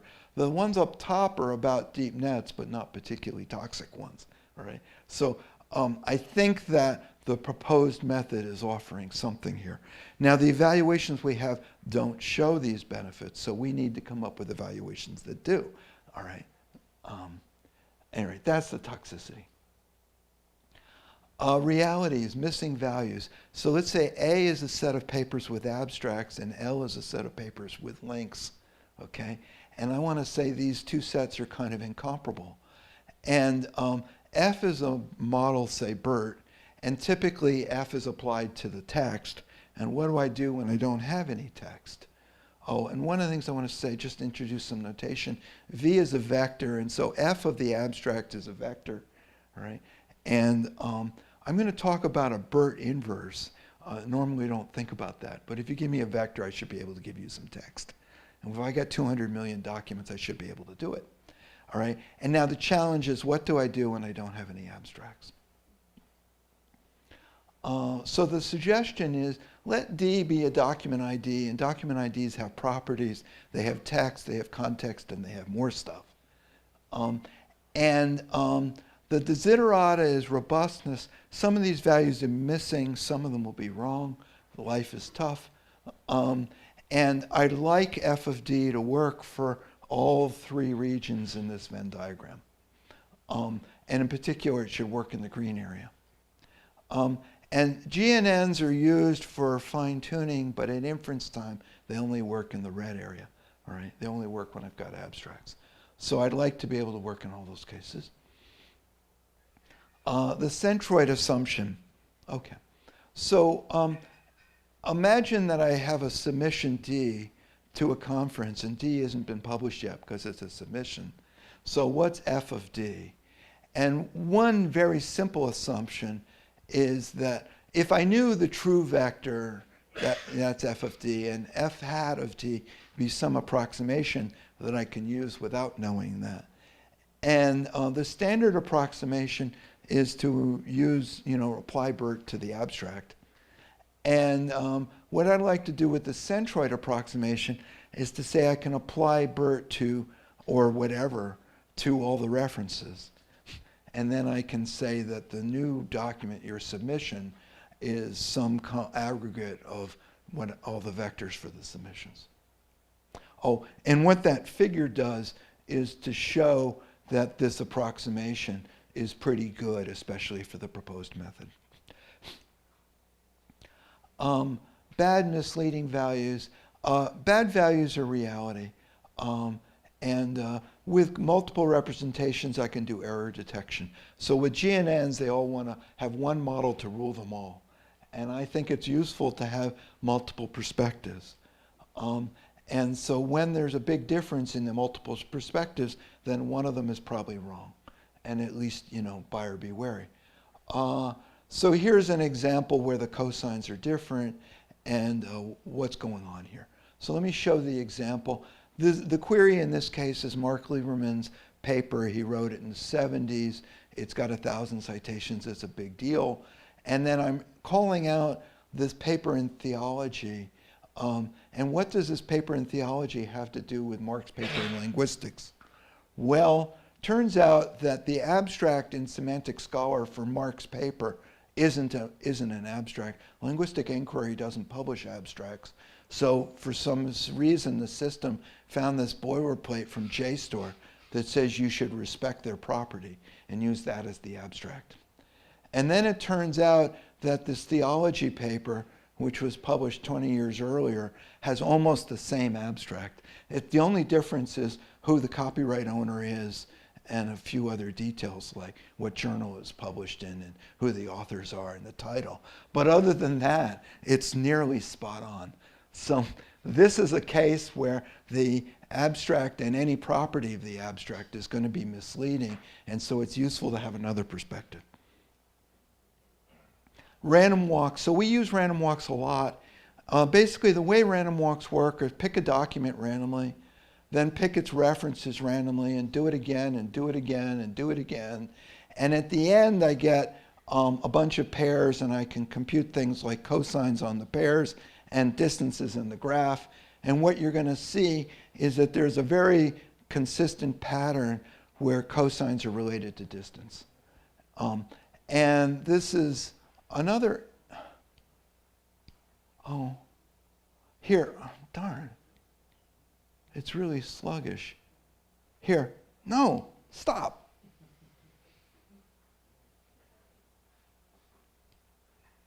There, good, got it. Now here, I did the same random walk, but now I'm outputting the distance in the graph versus age difference. So in general, a paper that if paper A cites paper B, there's a 10-year gap between them. If you do it twice, there's a 20-year gap. You do it 3 times, 30-year gap. Do it 4 times, you get 40-year gap. So the distances in this graph have a real interpretation. All right. Not only are they sort of semantically similar, they're also, the literature is gonna got like onion rings going through it. All right. Rings in a tree. Okay. And what I want to say is that in speech, we tend to think of the time domain and frequency domain as 2 representations of the same thing. And here I want to say that sometimes the cosine is more convenient than the graph thing, and sometimes the graph is more convenient than the cosine. These are 2 representations of the same thing, and they both represent similarity in some way. All right? And so we can just do these transforms back and forth. And here I'm showing 4 different representations, and they all have the same property. In the proposed method, this property is used explicitly in generating the embedding. In the others, the embeddings are all done based on the text, but it has implicitly the same structure. And I think this structure is insightful and gives us some understanding, interpretability of BERT. All right. Anyway, let me sort of move on quickly here. Summaries, snippets. The snippet is sort of when you go to Semantic Scholar and you express interest in this thing, it shows you this whole thing like this. You get to see titles, authors, abstracts. The TL didn't read is the highlighted sentence in the abstract. This is all the author's perspective. Now here the audience. So the audience had 7,000 citations. They clearly appreciate this paper, but why? All right? None of this tells me the audience appreciation. I'd like to see that as well. All right? So why is this paper important to contemporary readers? And here I want to say the citing sentences tell us something about that. And we got all these baselines. There's all this stuff about hallucinations. But here's the proposal is that we can express, compare, and contrast in terms of vectors. And then we can do a vector inverse, a BERT inverse, to turn that into text. So in this way, I think we can come up with an explanation that humans would understand about how these things compare and contrast. And so what is it that the contemporary literature is benefiting from that original thing? And I think we should be able to do that.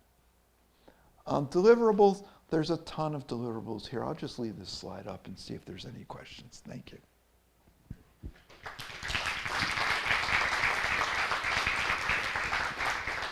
Oh, and did I say there was a GitHub up there? Right.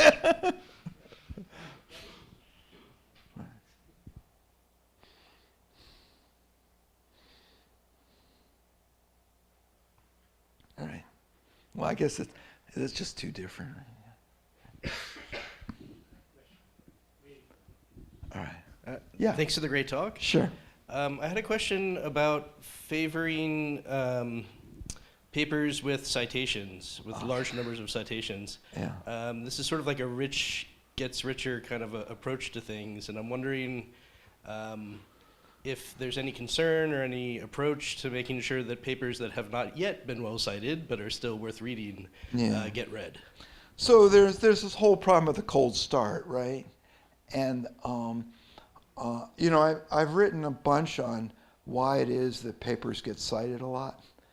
Actually, one of my most read opinion pieces, actually the most read opinion piece by the metrics, is actually on how to get a lot of citations, right? It's called Word2Vec, but it's not about Word2Vec. It's about how Word2Vec gets lots of citations, right? And I want to say the paper with the most citations is typically not the first, last, or best. it's usually the most accessible. The one that makes the point to the audience that needs to benefit from the point. Now, how does the cold start? How do you get there?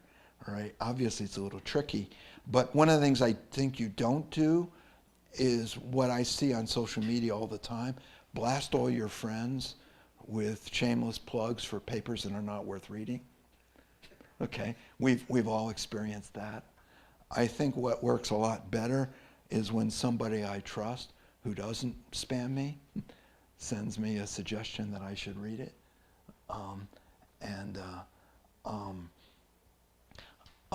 I guess what I'm saying here is that I think the reason that everybody reads the stuff that everybody else reads is because that's one of the better signals that actually works.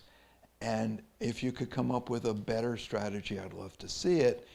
One of the things that I actually think is a really bad idea, like I really don't like blind reviewing. When I go buy a book on a bookstore, I usually do it because I know I like the author. All right? If you don't tell me who the author is, I'm going to make a more random decision than if you do. I think with reviewers are already pretty darn close to random, and I think if you hold from them the most useful signal there is, they'll become more random. And so I'd rather have papers accepted that are biased than ones that are no good. Look, I think if we wanted to make the system fair, just flip coins, do away with the reviewers. All right, that's fair, okay, but it's not effective. I think we need to measure effectiveness. And so, I know this is not a great signal, but I don't know of a better one. Yeah. So I was just thinking about the, which paper gets cited a lot, and one thing that I observed that paper reporting on data sets and also having code like a toolkit gets cited a lot because people can replicate the experiment. So I don't know if there was something that could be integrated in what you propose. Sure. So there's lots of reasons the papers get cited, okay? And in fact, one of the things I mentioned in the Word2Vec paper that's not about Word2Vec is secondary sources get cited more than primary sources. So textbooks do well, resources do well. It's an unusual primary source that really does well. But of course there are now getting to be so many benchmark papers, most of them don't do well either.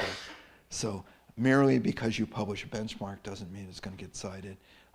It probably, now maybe the way you get past the cold start is that you hold a workshop, you require that everybody work on the benchmark data set, you publish the benchmark data set with the baseline, you publish a weak baseline so everyone else can say they did better, okay?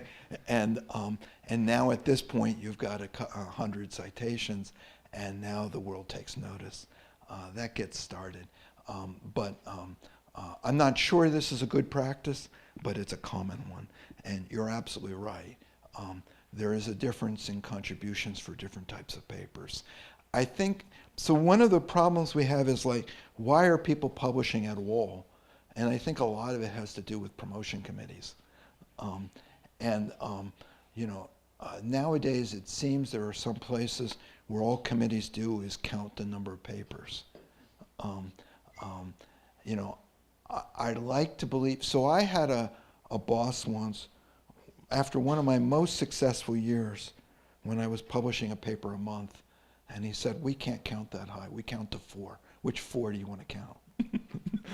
Okay, now, it was like Sophie's Choice, which of my children do you want to cut off? I love them all. I think it's actually a good question, I appreciate it. Their idea was they don't want to get into the counting game. So tell me which 4 papers we should read. We'll read those, but we can't read more than that. We don't have time, all right? And now they're going to read the paper and they're going to make the decision based on the content in the paper. I think it's unfortunate now that we're into a counting game where that doesn't work. Now, of course, here I am building tools to do counting. This is a problem. But I hope that what I would do is to draw your attention to things that are worth reading, and then you would actually read them. But we'll we'll see. Yeah. We have time for one more quick answer if there's a question. Okay, I know I pontificate. All right. All right. Well, maybe there's no questions, so that makes it real quick. So we should announce a 15-minute break. Okay. So that was a question. And the answer is there's a 15-minute break.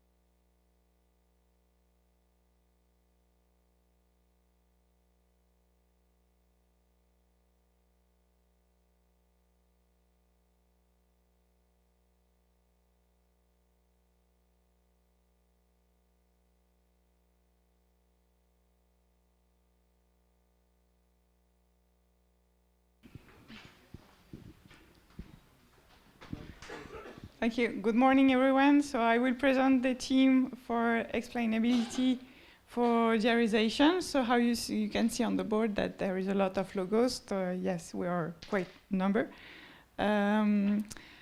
So the context is based on a problematic that have an archivist. So we are going to discuss about data this week.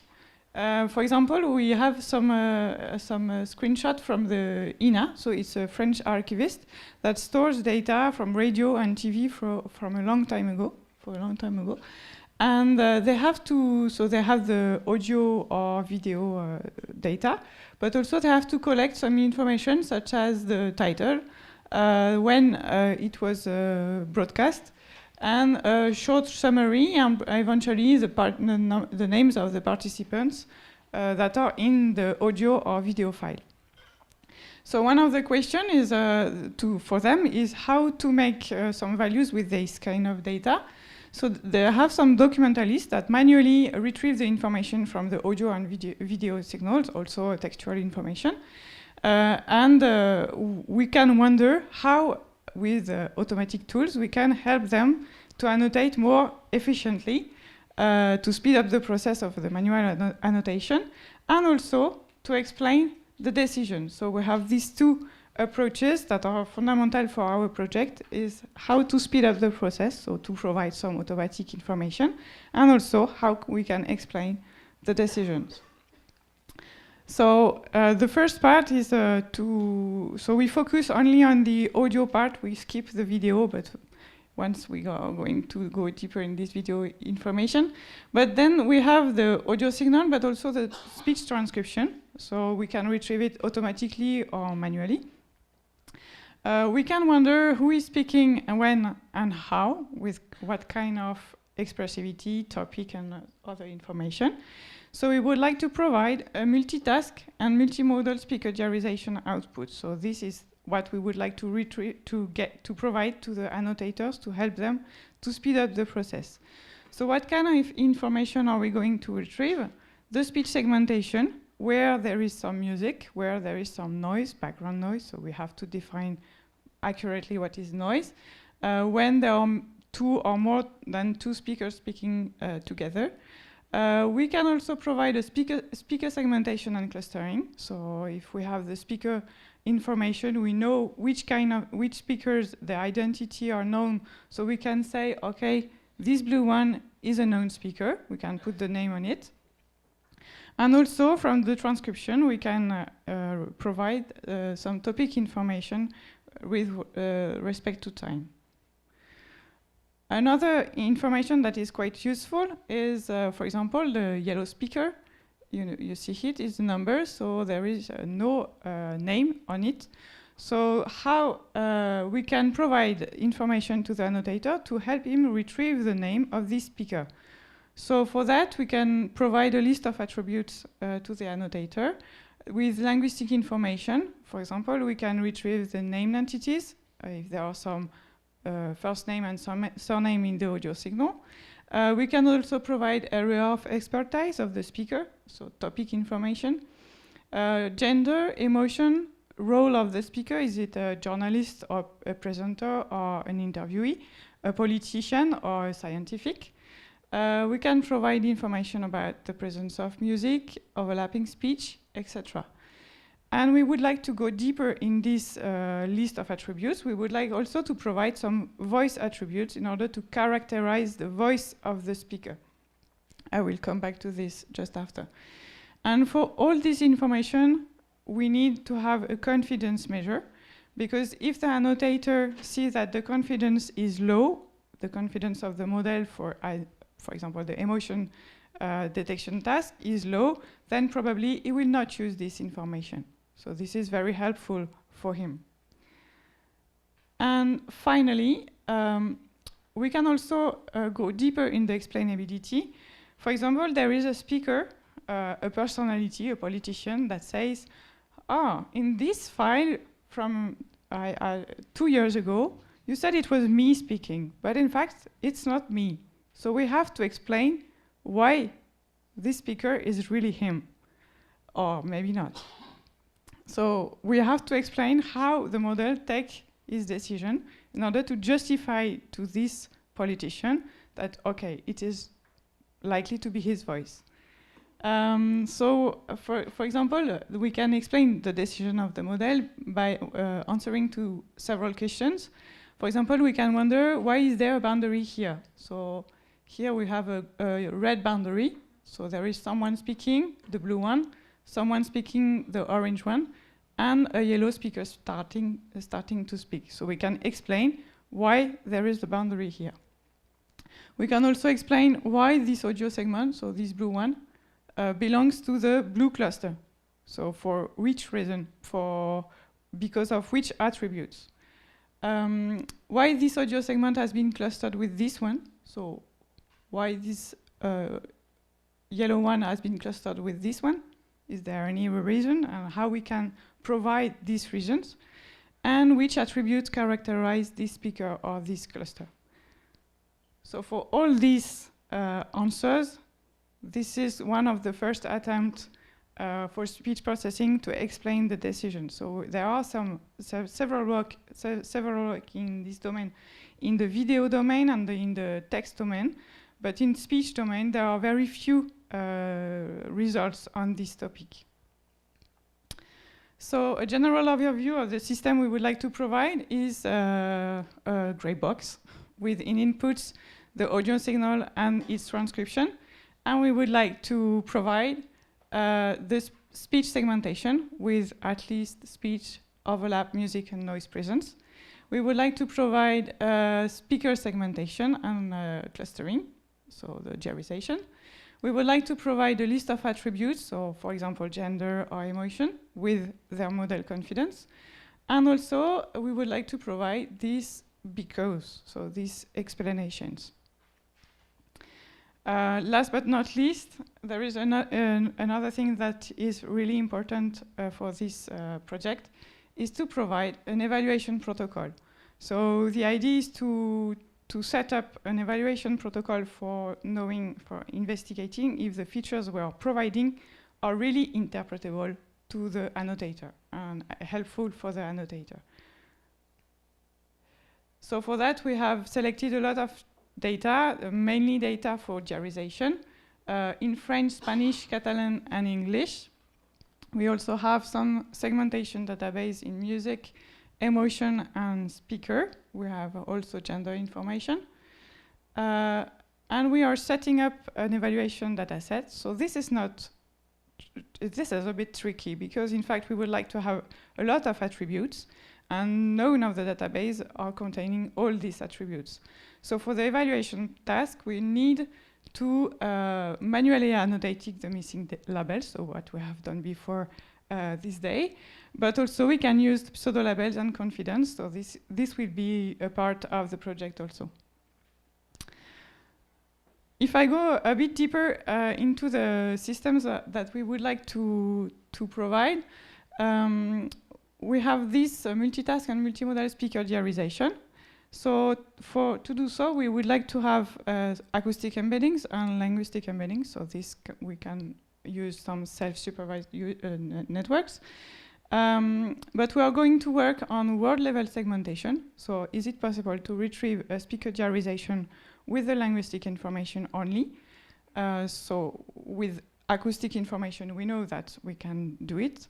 And then we would like to merge these two approaches in order to have a multimodal generalization speaker generalization. So for now, the baseline approach for multitask segmentation is that we have different independent systems that can retrieve either, for example, speech overlap and non-speech information, or can retrieve music, noise, and speech presence.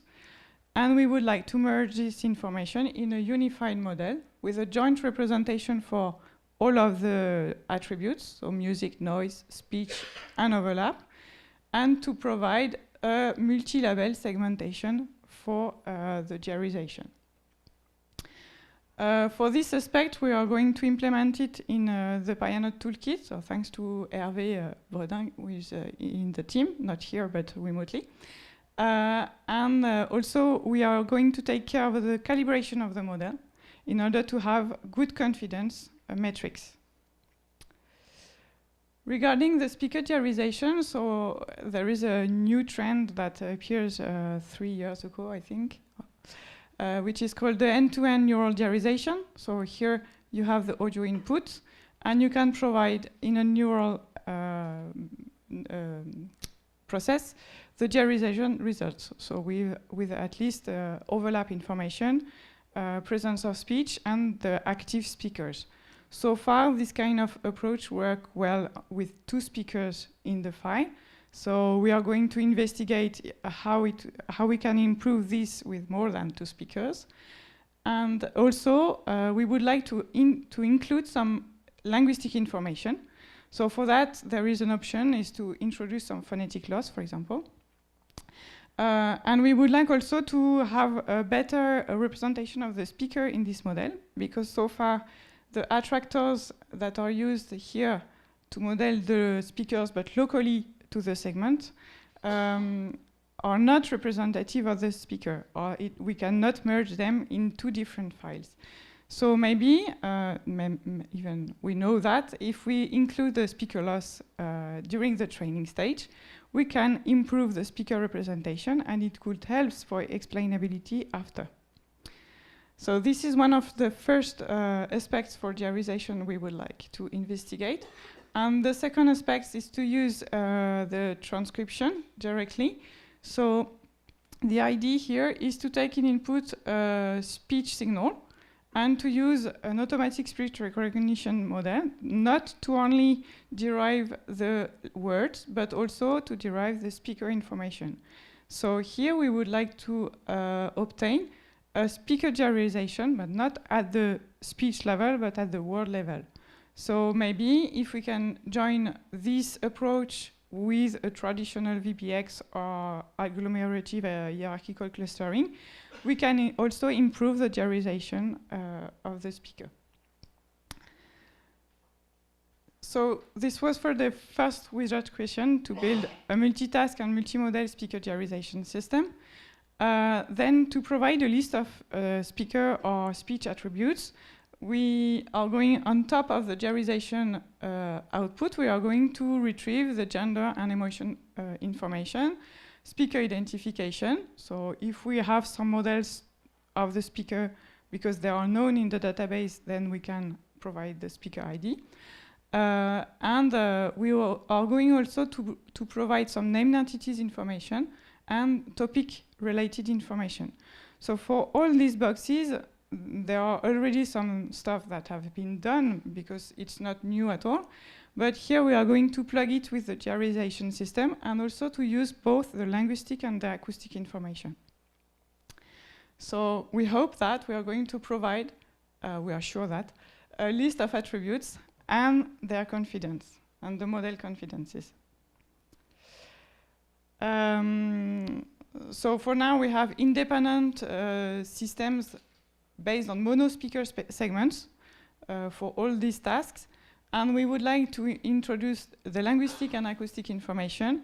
We have to deal also with the segmentation, because usually these tasks are segment-based, so we get the emotion label for one only segment, but then if you process the speech signal as a continuous streaming, then you have to segmentate it correctly, so you have to know where is the end of the emotion and when it changed, when the emotion changed, when the gender changed. And we can also, so I didn't talk about that before, but provide some interpretable voice characteristics. So for that, yeah, okay. So for that, it is more related to prosodic and acoustic information. And then the last part, so for all these boxes, especially the red boxes, we would like to introduce some interpretation. So we would like to have some interpretable speaker embeddings. We know that with sparsity and binarization, we can enforce the interpretability of these embeddings, this representation. The multitask segmentation can also provide some speech information that we can also interpret. And also, the speaker identification and named entity topic have to be provided with interpretability. So, because I'm not a lot of time, I will skip this part. But just quickly, the idea, there is a lot of ideas that are possible. So the idea of having sparse and binary embeddings is to use, for example, an auto-encoder in order to transform the X vectors or the speaker representation into interpretable X vectors. This is one first attempt, and another attempt is to build a speech segmentation model, so the one on top of this image, and then to use the embeddings at different layers to build an interpretable model that can retrieve the same label as the previous one. But for example, here we use non-negative matrix factorization, and it could help to understand how the model is behaving. So I will skip this part. And finally, the evaluation of interpretable attributes is a very hard task because we don't know so far what exactly is an interpretable attribute. So at first we have defined, or we are currently defining a dictionary or ontology of interpretable attributes derived from labels and classes, acoustic, prosodic, speech, and speaker attributes, so F0, for example. And then we have to evaluate the meaningfulness and accuracy of this representation. So we have to investigate how they are robust to new data, to provide visualizations and statistical analysis, and to design a perceptive evaluation, for example, intrusion test or common sense using similarity. And finally, if we go back to the archivist problem, we can wonder, is this knowledge of interpretable features really helps the annotator to speed up the process and eventually to explain the decision of the model. So the perspectives is to improve the systems in automatic speech recognition, speaker diarization, speech segmentation, and also to foster explainable AI research for speech processing. This kind of approach have a lot of applications, especially in health and forensics, but also in human sciences, because we have in the law the right of an explanation, so we are going into this direction. And yes, when I presented this project in December, I didn't expect so much interest in the diarization and explainability. So far, there are 31 participants in this team, so it's quite huge. 33 are full-time participants. There is 9 countries, 13 institutions, 2 companies, 9 women and 22 males, and 80 seniors and 13 students. So I hope we are going to make a very good job.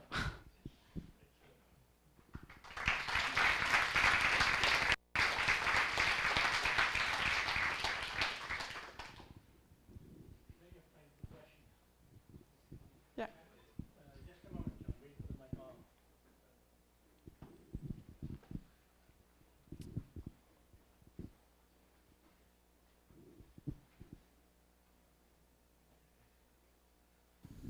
Hi, Marie. Thanks for the talk. Very good. I had a quick question about the speaker detection for maybe, I don't know if it's code switching or a multiple native language person. So if a person that speaks native Spanish and native Catalan, are you able to detect the same speaker ID for both, and are the embeddings equal? This is a very good question. We have not addressed this aspect in the workshop, but of course, in the data we have, there are some code switching. We have, for example, people that are talking 2 languages, but also there are some interviews in another language with the translation in real time. So of course we are going to deal with this kind of information, and mainly in the transcription. Yes, it will be a hard task.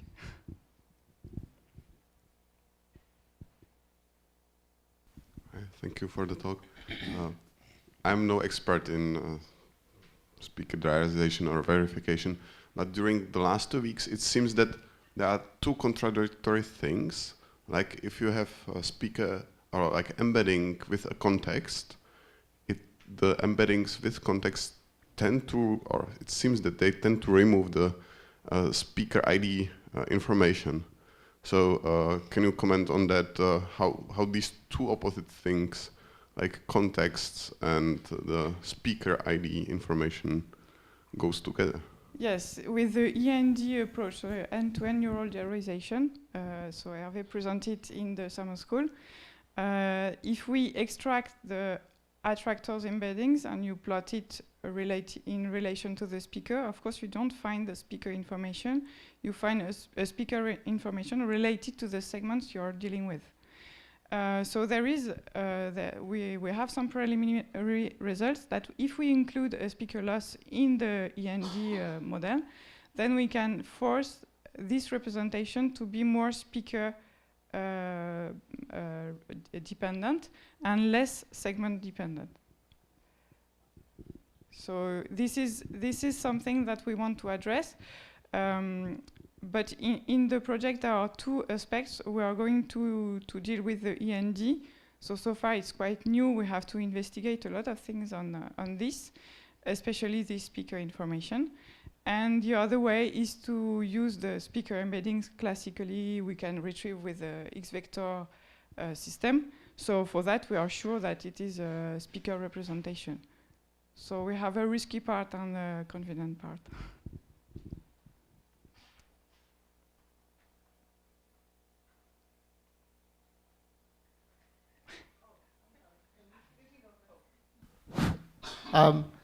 One observation and one question. And first I thought really this is a fusion of author attribution and speaker diarization, which is nice.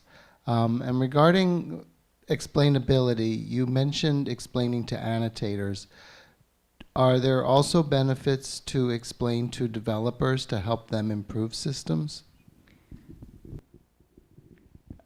Yes, so the final goal is to provide some voice attributes and voice characteristics. So these voice attributes probably at the end of the workshop will be expert interpretable, but not maybe for the annotator. For example, if I present a F0 intonation curve, probably the annotator will not do anything with that. So that's a very good point. And the other point is when we explain how the model behaves, for example, if we have some acoustic probes to detect the gender at different layers of the model, we can explain the model behavior to an expert computer scientist, but I don't know so far what kind of information we can provide to the annotator then. But these two aspects are very helpful in order to go in this direction of explainability. Thank you for the talk. I would like to ask, what are the tags for the genders? Are there the binary male, female, or you go as the spectrum as it is right now? So far in the data, so the data was collected before 2014.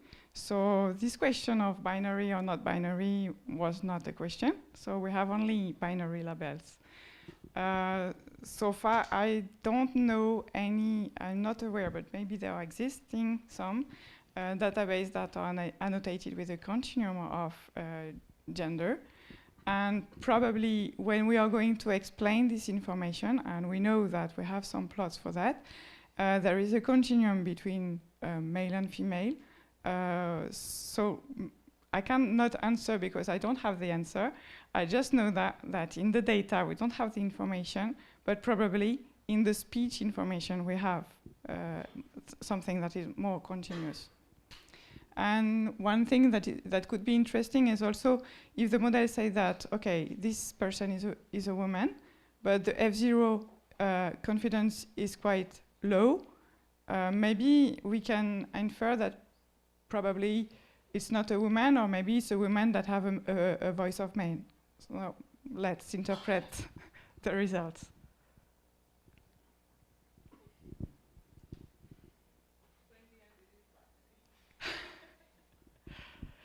But this is because people are defining themselves like that in the data. So when they are at the radio station, they say she's a madame or she's monsieur. But So far, we extract the gender from what they define. If it's a man, it's the man that is calling himself madame, there is no issue. It will be annotated as a woman. So it corresponds to what the people are saying they are, not the physiological, yeah.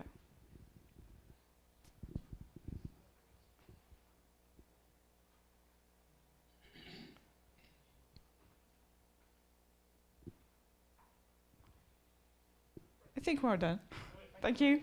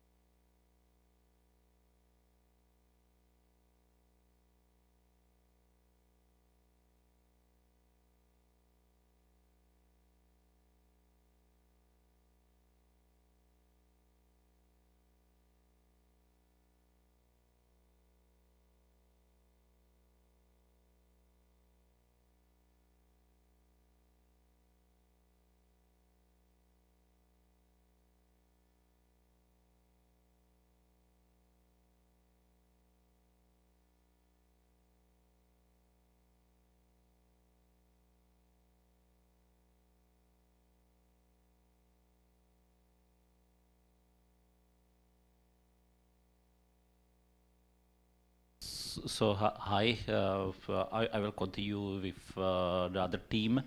My name is Petr Schwarz. I'm from Brno University of Technology, and I based Phonexia sometimes ago. And our work is about dialogue systems. So what was the motivation? Basically, in our country, we have a project with emergency lines. We developed a dialogue system for them. Because there are national disasters time to time, and the lines are overloaded. There are many repeated calls. For example, the road is blocked and all the people are calling. So we built dialogue system using the classical approaches, basically there were groups of data scientists listening recordings. We have like 5 million recordings, and the people were coding the questions and answers manually. So it was really hard work, and it was really time-consuming work. We are not sure if we had good sample of the data that the data scientists listened. So that time I said there must be a way how to do it faster, how to do it cheaper, and mainly this manual structure is still very artificial. So I said there must be a way how to get more natural, more fluent dialogues. So I asked colleagues who run companies, and basically they said, yes, we have this problem and we would like to solve it. We would like to work on it with you. And I asked colleague from the academia, and the colleague said, yes, this is a nice topic, let's meet and work on this topic. So how to approach this? Basically, building and deploying a dialogue system from scratch is hard and time-consuming. It's a huge risk for companies. We would like to be able to do it step by step. Basically, we would like to evaluate what happened if we do the next speaker turn, or the agents will do the next speaker turn, and if we move forward towards the dialogue goal, and if we basically shorten the conversation. So in practice, such systems can be deployed parallelly in shadow mode, listening the conversations, and if we have some initial model trained, the model can advise to the agents. If it is textual chatbot, it is easy. The agent can click enter or can replace the answer. And if the model is good enough, something can be done automatically. Probably several agents can process the same call, and at the end we can have maybe fully automatic dialogues. About team, actually initially we started with small team, but every time I mentioned this topic, there was someone asking, please, can I join?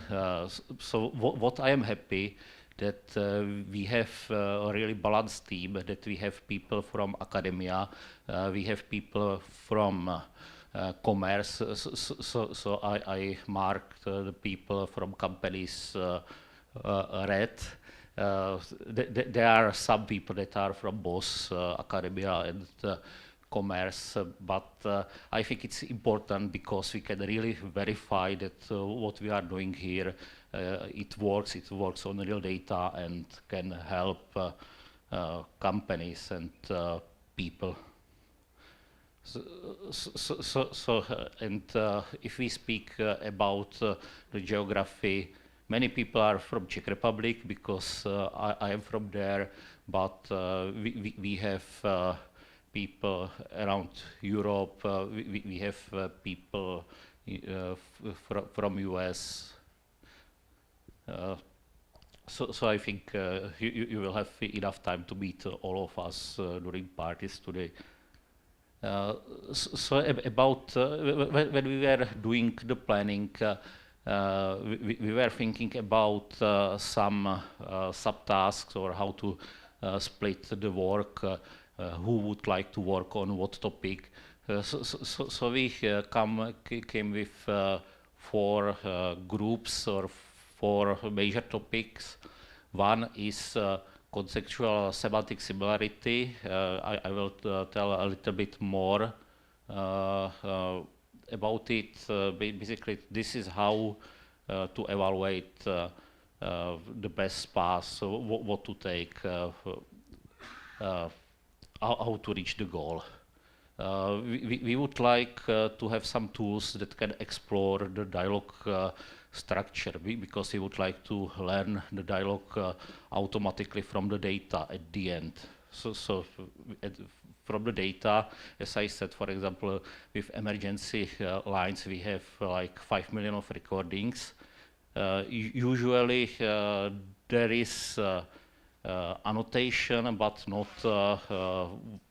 at word level, but some annotation with data sentence that was produced by agent, or with a data sentence, or with API calls that were used to receive information from backend systems. Then actually, me and colleagues are coming from the field of speech recognition. So there are colleagues who would like to work with audio directly, and there is also a really nice opportunity, because we can remove or bypass some errors that are done by the switch among text, audio, and so on. And we had a lot of discussion about data, so we have quite good summary what data is available. What we found that the selection is still limited, and for sure we will need to generate or augment some of the data ourselves. So this is the 4th important topic. So about this contextual similarity or contextual semantic similarity, for a while we have had a discussion how to define it, or how to approach this how to measure what to do in the dialogue systems. And we said basically we have user and we have human agent, and we would like to replace the human agent with AI agent. So one possibility is to basically measure what happened, what we if we do the next this agent turn, if the agent share some information, if we are closer to the expected or wanted final state. Because there are states that we would like to reach, like shared information, satisfied user, solved item, and there are states that we don't want to reach, like the user hangs up the call because it's too boring, and so on. So we can measure what will happen, and then select the right choice. This is basically summary how we can approach this.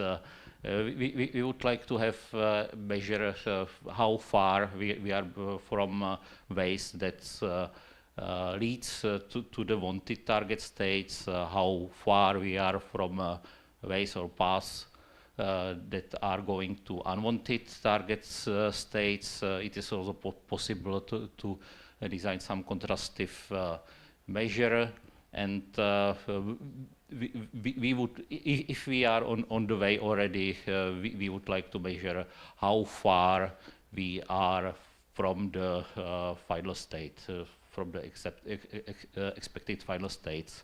So we were thinking to build the traces of passes from the end, from the final state, and basically go to the past.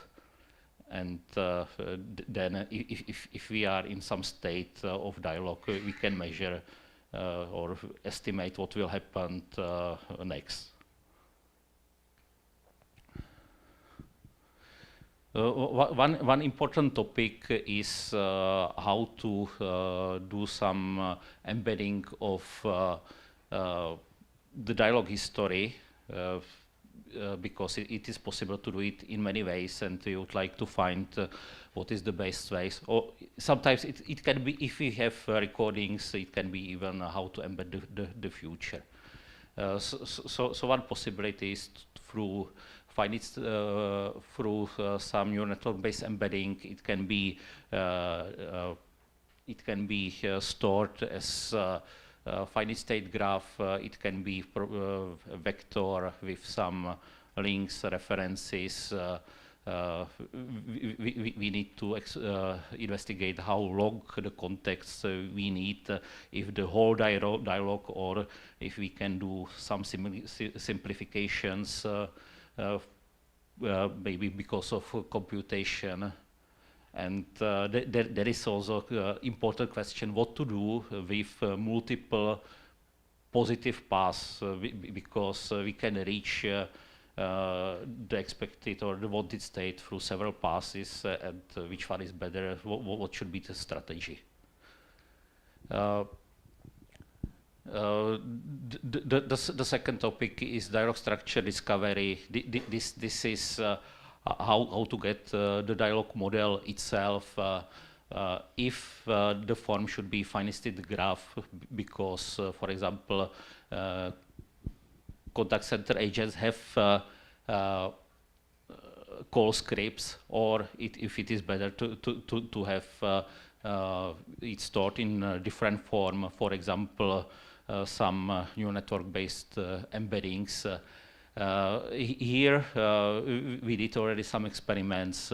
One dialogue structure explorer or discovery algorithm is based on clustering of semantics embeddings. One was on variational recurrent neural networks. we did also some work on optimization of FSTs representing dialogues. The connection with audio, I mentioned already. If we do the dialogue systems from audio directly, we believe we can get more natural dialogues that are more fluent. There can the synthesis can express specific information, keywords, and there are several people who wanted to work on this topic. It is also excellent link to the last year workshop where there was joint text and audio representation. I think this can reduce the cost of deployment of new systems really rapidly because also if we use multilingual embeddings, I think we can build also cross-lingual systems that are better and cheaper. With the data augmentation, we found that it is really hard to get the data, and we have some databases we want to work with, but we would like to make these databases harder. So we expect we will do some augmentation and we'll have data that goes from easy data to data that are more hard for our models. So this augmentation can be done, for example, using some large language models. About data, we will start with multi-voice database because it's a database that is well known in research, but this database is very artificial and it's not in spoken form. So then there is a follow-up work from Google that did spoken version of multi-voice using speech synthesis, reading, paraphrasing. So we would like to use this. There are textual-only dialogue data. Recently, the spoken was released. I think the data this week from the Alibaba people. So we are downloading it and would like to use if possible. And there is a lot of private data. So what we are developing here, we would like to test on the private data that the researchers doesn't have access, but the company people have access to this data. So we would like to get the feedback if the techniques are good enough for production. And there are many other data that we can use. This is just for people who were not here during summer school. We already prepared several exercises. One was how to fine-tune Llama language model using LoRa or quantized LoRa techniques. Basically, this enables us to do the fine-tuning really quickly. So if you are interested, you can go to the exercise. And then we have one more exercise for this dialogue structure explorer or discovery. It is done through k-mean clustering of LAPSI embeddings. Then we calculated transition matrix among cluster, pruned the matrix, and it was converted to FST automata, and then we assigned some labels to the states. This is just an example of the output we were able to get. We wanted to have a small graph in this case that we can visualize here, but you can see that there are already some interesting clusters that you can see that, for example, in one state it is about reservation, and in other state there was the sharing of phone numbers. So we are able to get some dialogue structure clues. There was a question how to name our repository and our team, or what name to use for communication. We wanted to have something from K to follow Kaldi and so on. So we asked Květa Vostra from Salted Customer Experience, and she proposed one name. I already managed to misspell it, so I think we will have more discussion in the team, but it may be something like KR Dialogues or something like this. So thank you, and let's ask questions.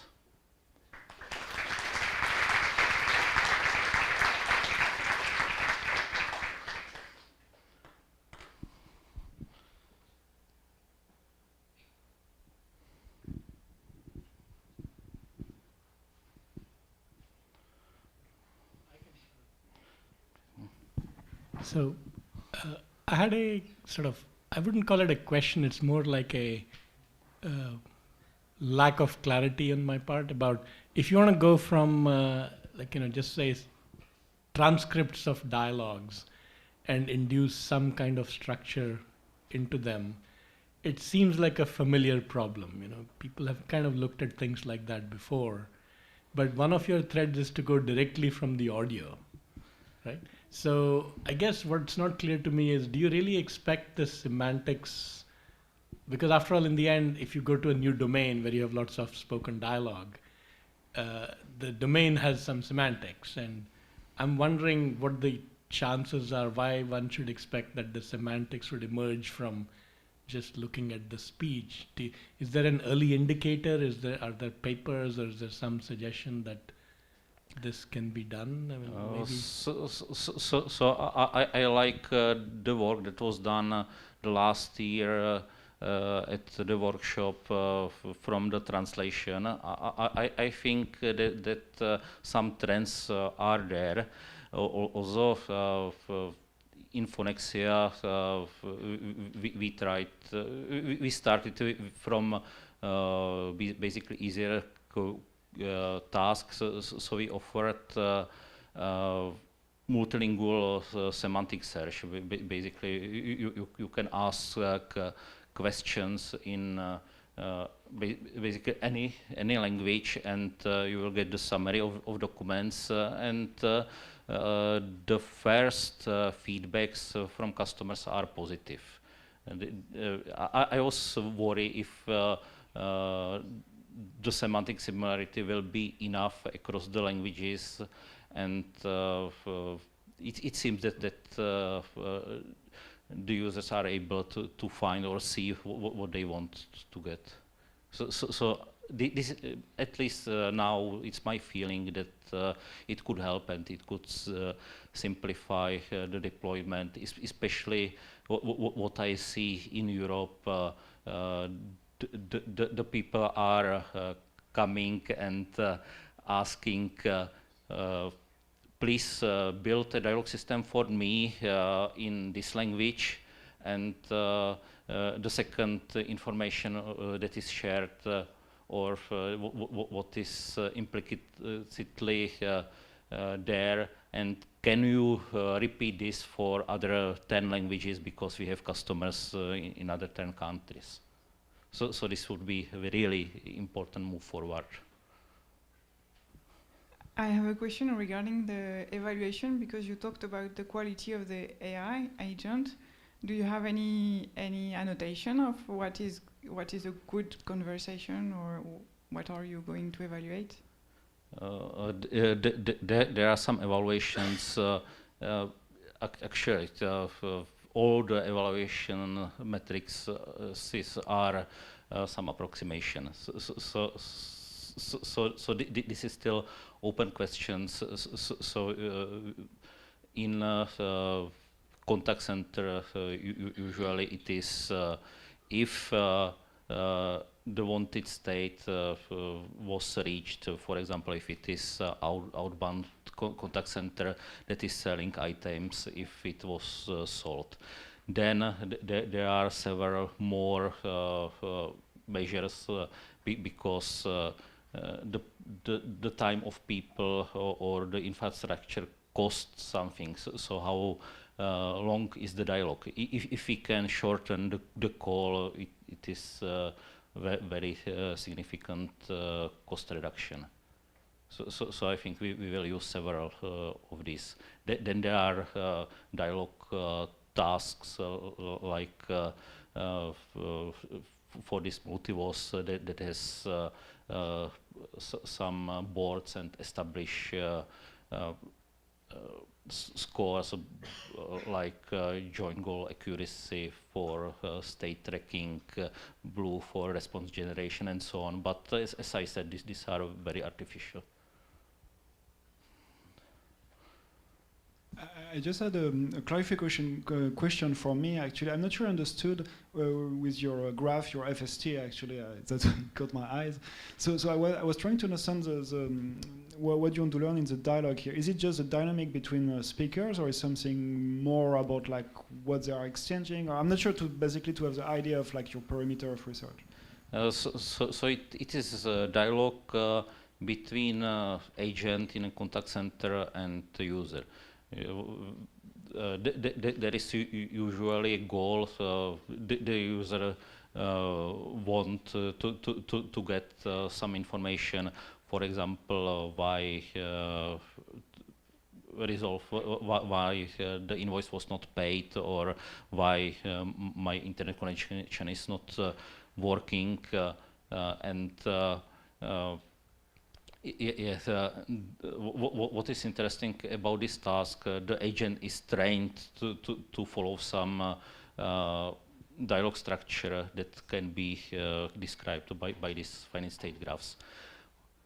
If the finite state graph is enough, it is still a question because the complex, the structure can be more complex, but we would like to explore it.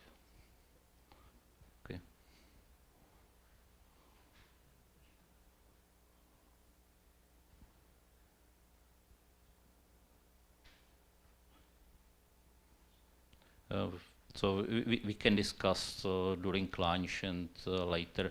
I'm sure that we will have a lot of things to discuss. I think that there is a lot of overlap with Luca's team and these FSTs, so we will be meeting frequently.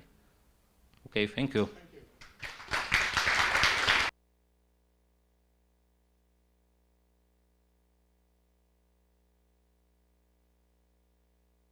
Right, we can stop the projector and escape and just leave it, like, you know, maybe we just hide this and okay, that pretty picture is good enough. Okay, so we heard 4 very interesting technical presentations. I hope you all enjoyed them. And actually what Petr said towards the end is actually true. Even though we had these lists of people in various teams, actually a lot of people are affiliated with more than one team. And officially they wanted to be in both teams. Maybe one team is their primary and the secondary. And for everybody else who hasn't thought of doing that yet, throughout the summer, feel free to drift into the other team's rooms, talk to people in that team over lunch or coffee, and try to learn as much as you can. You will be surprised where you might be able to contribute something to another team than your own. So keep an open mind and keep talking to each other. A lot of good things come out of these accidental collaborations, if you will. All right, so keep that in mind. Now, before we close up, I have a few housekeeping announcements to make. So, like, this program ends at 12, and what happens the rest of the day? Well, so first there is lunch, and after lunch, all the teams will probably huddle back in their rooms. The team leaders might want to have a first all hands kind of meeting, and that's really up to the team leaders, and you should figure out what your team leader wants to do. And then at the end of the day at 6 o'clock, Anthony, Emmanuel, they have organized a picnic for us. So those of you already been here for 2 weeks, you realize there's a new tent on the side of the building. So that's come up just for us. For those of you who weren't here last week, doesn't matter, you haven't seen it. So the picnic's going to be right outside the building, starting at about 6 o'clock. And I realized we had done a similar thing on the first Monday when we got here for the summer school. Apparently these things have no end time. You just keep going as long as you want. So that's what's going to happen. Okay, so logistics. Firstly, the 4 teams, we have 4 nice rooms. This being Northern Europe, this being summer, the sun is usually on the south side, so all our rooms are on the north side of the building. So if you're looking, you're facing south right now, and all the rooms are over there. So the Better Together team, Ken Church, you're on the, by the way, in Europe, we count with the ground floor. Like in the US, this would be first floor, but we'll stick with the French system.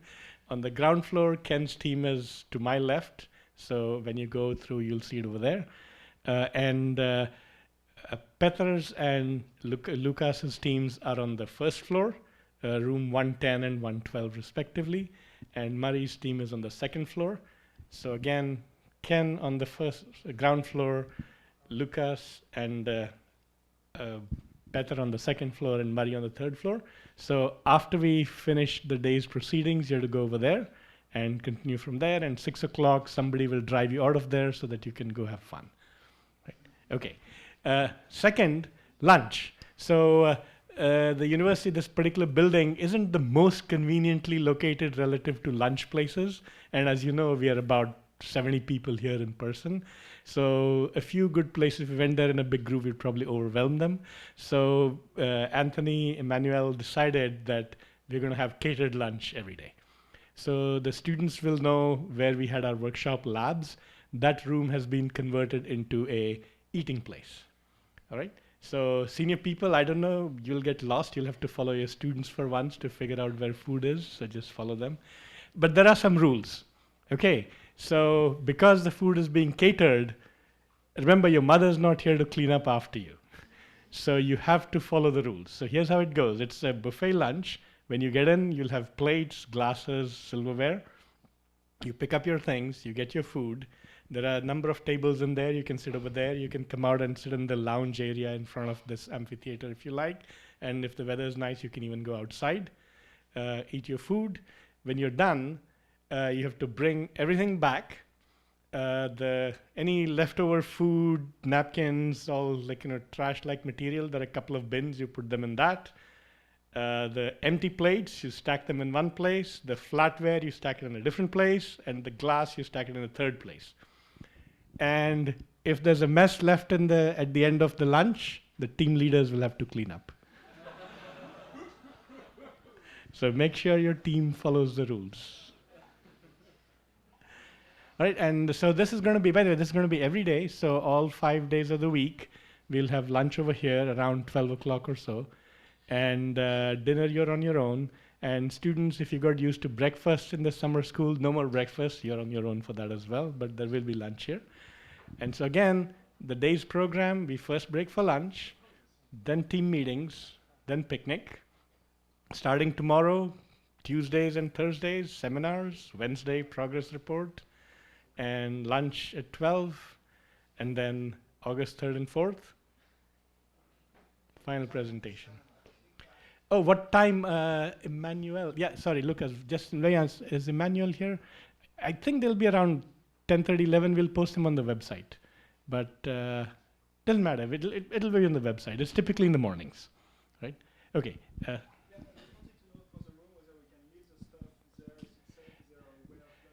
Okay, are the rooms safe? Can we leave computers in there? The general answer is yes. I don't know the detailed logistics. What I do know is that these rooms are all on hard keys, like physical keys. And I believe the idea is to give the team leaders a room key so that you can lock up. By the way, this building, you'll have access 24/7, so you can come and go as you like. At some point, the building probably does get closed, but if you have been good about your paperwork, you should have received one of these guys. Okay, so have this around, and in general, like, this is a working place, and you'll be able to come and go as you like. What else? Any other questions about logistics? When does the tram work? So I believe the tram works pretty late.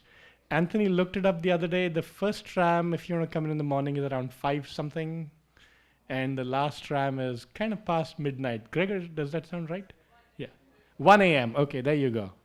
All right. So 1 a.m. So, all right. So that work for everybody? All right. What else? Any other questions? Any other... who doesn't know where to go after this? Everybody knows where to go? All right, so let's break for lunch, and thank you to all the presenters once again.